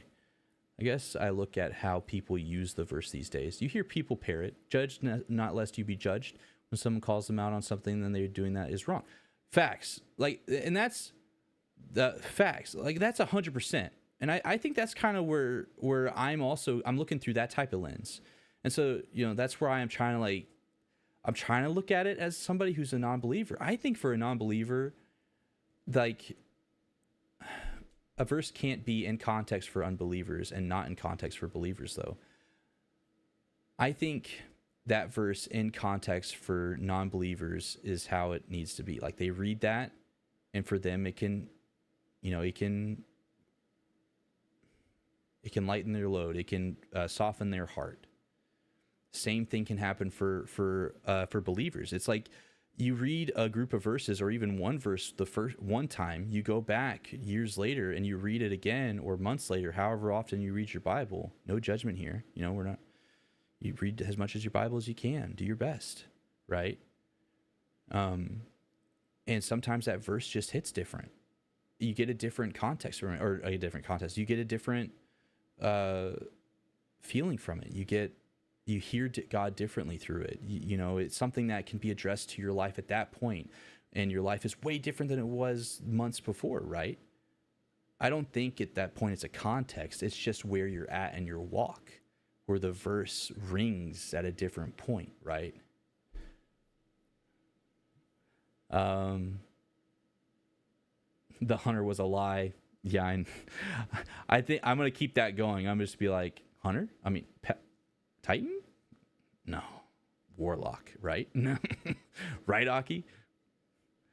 That's totally a different situation, though, versus someone trying to learn more about Christianity. I don't know. I'm sorry. I'm not trying to talk so Sue can go to bed. It's good. It's a good conversation. It's a deep conversation. That may be the case, but I more often than not see that verse weaponized by the world to justify their lifestyle, because it's not. It's been used so much out of context. It has, but what if in my opinion, in this situation, I think they're using it in a good context. I think they are using that verse in a way so that sorry, I'm catching up. I think they're using that in a way where it's for a non-believer for that part of their walk in life. Again, they'll read that verse, and maybe that'll be the reason why they decide to go talk to a pastor, talk to a friend, a Christian, a family member who's a Christian.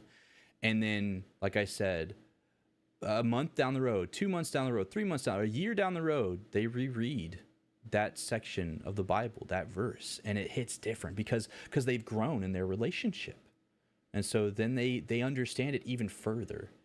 Like the Bible is a living document. It has the concrete story, the concrete understanding, but at the same time, those verses hit different at different parts in my life. Like for me, last year, I went on like a week and a half long fast because I fasted until I finished reading the book of Jeremiah, because I was trying to decide, do I still need to do this full time, or do I need to go back to a full-time job and move back to where I was? And I needed God. I needed his judgment. I needed his understanding. And so without telling anybody, I fasted until I finished the book of Jeremiah. I don't know why, but I was like, the book of Jeremiah, I need it. And the book of Jeremiah hit so different than any time in my whole life. I've read that book I don't know how many times growing up and tried to understand it so many different times. And in that time, in that week and a half long period, I got way more out of it. I got an even deeper understanding from it, and it meant a lot, right? So, I'm going to have to go to bed too. It's 11:30 here as well, and I have to work in the AM. Go get some sleep, Gilbert. Thank you for hanging out. Thank you for coming by, Gilbert. I really appreciate that. You all have an amazing evening. God bless. Keep digging and seeking facts. Thank you, Gilbert. Bubble time. Bro, I'm so bad at Destiny. I'm so bad at Destiny, bro. It's hilarious. Like, why do I enjoy watching Destiny and like World of Warcraft? It's because I'm bad at it, but I like deep down I love watching it. It's so weird. Love the thought-provoking comments. Yeah, it's good conversations. Like I'm having, the only reason why I'm still talking and the stream's still up is because I'm enjoying the conversation, and I'm enjoying kind of like the spiritual understanding and trying to like look at it in the different perspectives, right? I'm trying to understand, right? I'm trying to get through it. I agree that the Holy Spirit uses the same scriptures to teach us deeper truths at points in our walk, at different points in our walk. But that said, it's always in context. We just gain deeper understanding. Well, I think it's still a good context. I think the verse is still being used in a context that is perfect for an unbeliever or a very, very, very young believer. That's what I think. And then if somebody's misguided, or if they're again searching for answers for excuses for the wrong things, or so to speak, then they're gonna find a way to weasel themselves out and make excuses either way and take stuff out of context too. I'm not saying that. It's people who want to take something out of context will take it out of context no matter what. Like I said. So I think it's good for somebody who is just starting off their walk or are just trying to ask questions, for me. But I'll definitely be Chick-fil-A. Yeah. Chick-fil-A is the answer to everything. What up, Magma Foxy? How you doing? I thought it was 42. I know. Let's shut this thing down and go to bed. Yeah, I'll pray, and then after I'm done praying, I want to get the costume picked out for tomorrow, because we are doing a costume-thon. I cannot do a subathon because, one, I don't know how crazy y'all may go. I don't know. So just in case, my wife works and I take care of the kid during the day. So it's like, I can't really game with the kid at the same time. And I don't really have anybody to help me out with that consistently. So we're doing a costume-thon. I paused the timer when we went over stream time. So tomorrow we'll start with 5 hours on the clock. We started with 6 hours on the clock today. So yeah, that's thank you all for all that. I think Akari, thank you for the 20 gifted, and we also had brain Evoke resub for tier 1 for 40 months, and then we it didn't show 2, but 2 subbed and then gifted 5, so I believe. Yeah, let me go to my little middleman thing.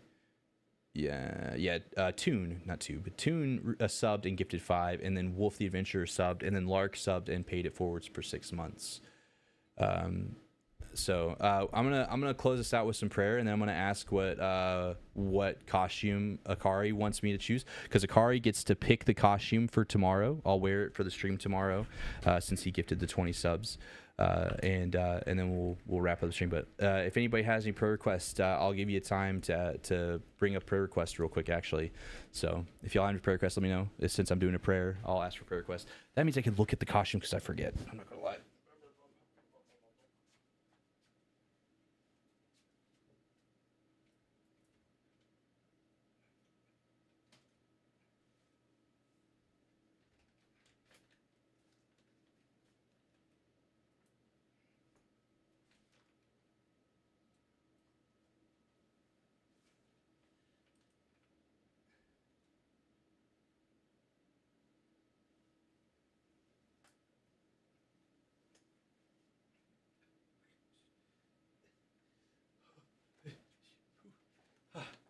Okay. So Akari, again, if you have prayer requests, let me know. If you're in the YouTube or the Twitch chat. Oh, so too high IQ. Sorry, Hebrews 10:14, 2 Corinthians 12:9. I don't have those memorized. If you're still there, too high IQ. I hope you're doing well. Sorry if I missed that. That is a lot of costumes. Garage sales, y'all. You get them for cheap. I'm not gonna lie. All right, so we have Owen Grady. So the Jurassic World, right? We have Banana, classic Banana costume. We have Priest vibes, if we want. We have Rengoku, the wig somewhere else. We have Canadian. We have Overweight Link, that's me. We have Wacky Flappy Arm Flailing Tube Man. And we have Kenobi.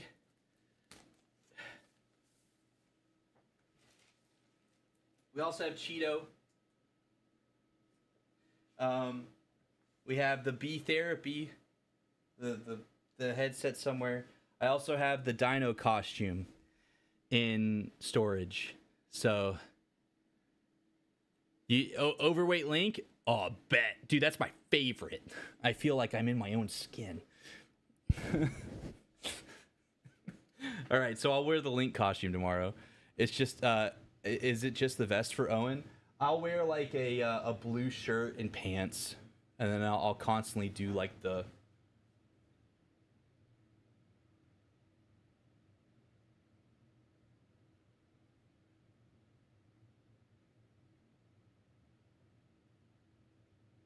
For the Raptors, nice. So wait, so do you want the Overweight Link or Owen?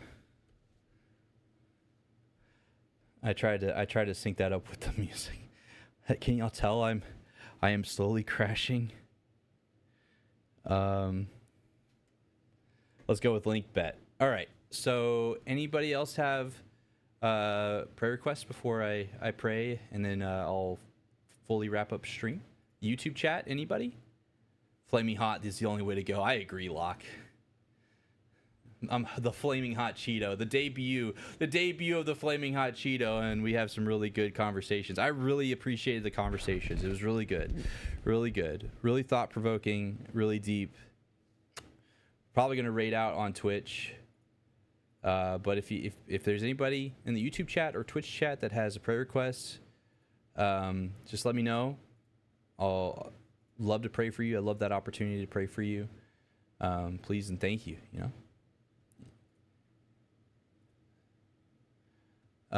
Hoping for a new job that I'll be able to like easier. Okay. And Magma says my mom is getting married on Saturday. Okay.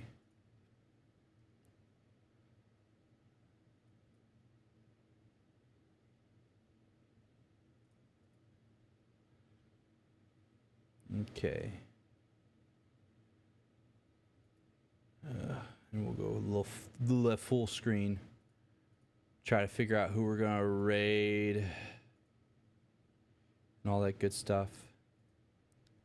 Okay, we gotta mute. I gave enough time. I gotta mute the YMCA. Sorry, we gotta pray. God, thank you so much for this opportunity and the beautiful day that you've given us. Thank you for the good and the bad in today. You know, without the bad, we can't appreciate the good and the blessings of life, and without the good, we can't be able to praise you for what we have, right? Even in the bad, we can praise you and be grateful for what little we have at times. God, I wanna lift up Magma Foxy's mom, who's getting married this weekend. Married on Saturday. I just pray that you're with that ceremony, that you're with her mom and future husband, that they're able to enter a marriage that is honoring to you and honoring to each other, that they're able to show their love and their commitment to those in the crowd, those who are there, and be able to hold true to each other, and understand that they have to grow closer to you to be able to grow closer to each other. God, I just want to pray for Lark right now, who's hoping for a new job that I'll be able to like easier, in his words.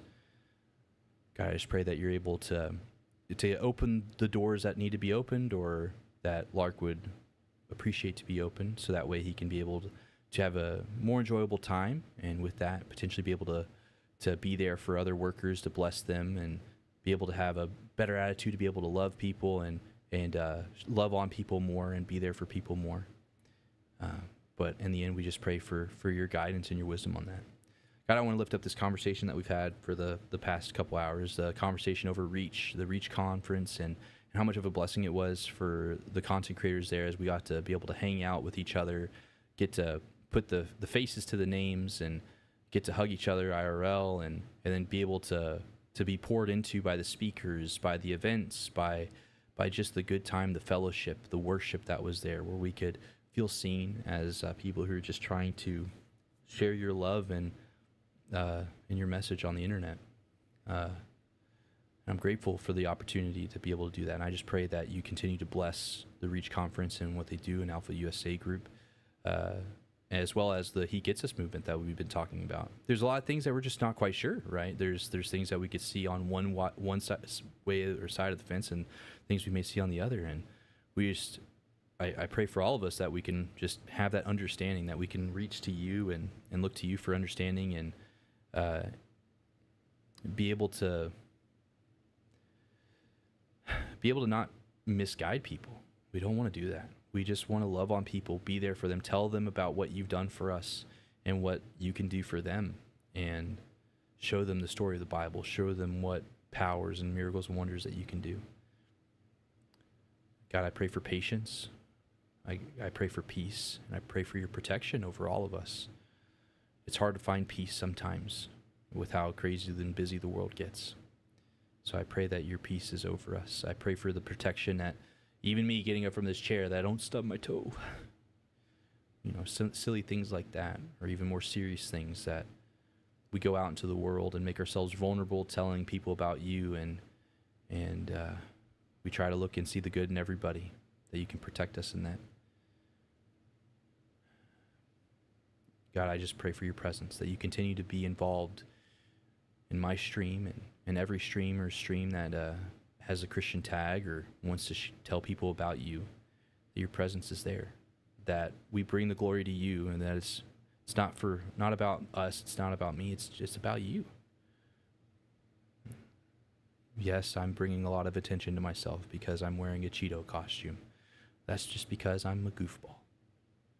And through my goofiness, I can show love and appreciation and encouragement to others, the gifts that you've given me, and I'm so grateful for. So I pray that you shine through us, that you lead, guide, and direct us. Forgive us where we've fallen short, because without you, we are nothing. And again, lead, guide, and direct us. And in Jesus' name I pray. Amen. So, I am very grateful to be able to be hanging out with everybody and chat for the time we have. Again, we'll continue the costume-a-thon until the timer runs out. So tomorrow I'll start stream, I'll start the timer, and we'll keep it going until the timer goes out. Again, one sub adds 5 minutes, $1 adds a minute, every dollar adds a minute, 1 bit adds a minute. Same for YouTube, $1 super chat adds a minute, a sub or a membership on YouTube adds 5. It's just for a little bit of fundraising and for fun and goofiness. I haven't done any sub goal things in forever. So I was like, okay, my plan was for September, since it's September, that I would do a costume-a-thon. And don't worry, we'll do some fun stuff again for Halloween. I'm thinking about another week of Chris Pratt, if I can get that done. So we'll try to have some fun with that. But either way, I'm just grateful for everybody for coming out. And again, for people both on YouTube and on Twitch, thank y'all for taking the time to listen and interacting in the conversation. It's whether you're a believer or a non-believer, it's important conversations. It's a good thought to have. Where do you go when you die? All right. And if you ever want to talk about that, you can always reach out to me, and I'm willing to have a conversation and talk to you privately. If you don't want to talk in a public way, you can hit me up on Discord or email me if you want. But either way, thank you everybody so much for watching. I already said thank you to everybody who subbed and gifted subs. George with the $4 and super chats on YouTube. I forgot that. My bad. I'm sorry, George. I'm grateful for all the super chats, or the $6 in super chats, excuse me. I'm grateful for all the super chats, the subs, and just the time. Thank y'all for your time. ReachCon was awesome. I had a few more pictures to show, but the conversation got deep. I'm hoping by Wednesday we'll get some maybe some footage, some camera footage from different events or speakers, and maybe I'll do like a stream on Discord or a stream here on Twitch where I'll kind of go over some of that and show some of that off, maybe even on YouTube too. And we can kind of look at the painting thing. I even thought about editing the painting thing. Well, if you are on the Twitch chat, we're gonna raid out. If you're in the YouTube live, thank y'all for hanging out. Thank you for your time. And Locke, be strong and courageous. Do not be afraid or terrified because of them. The Lord your God goes with you, and He will never leave you nor forsake you. Deuteronomy is fantastic.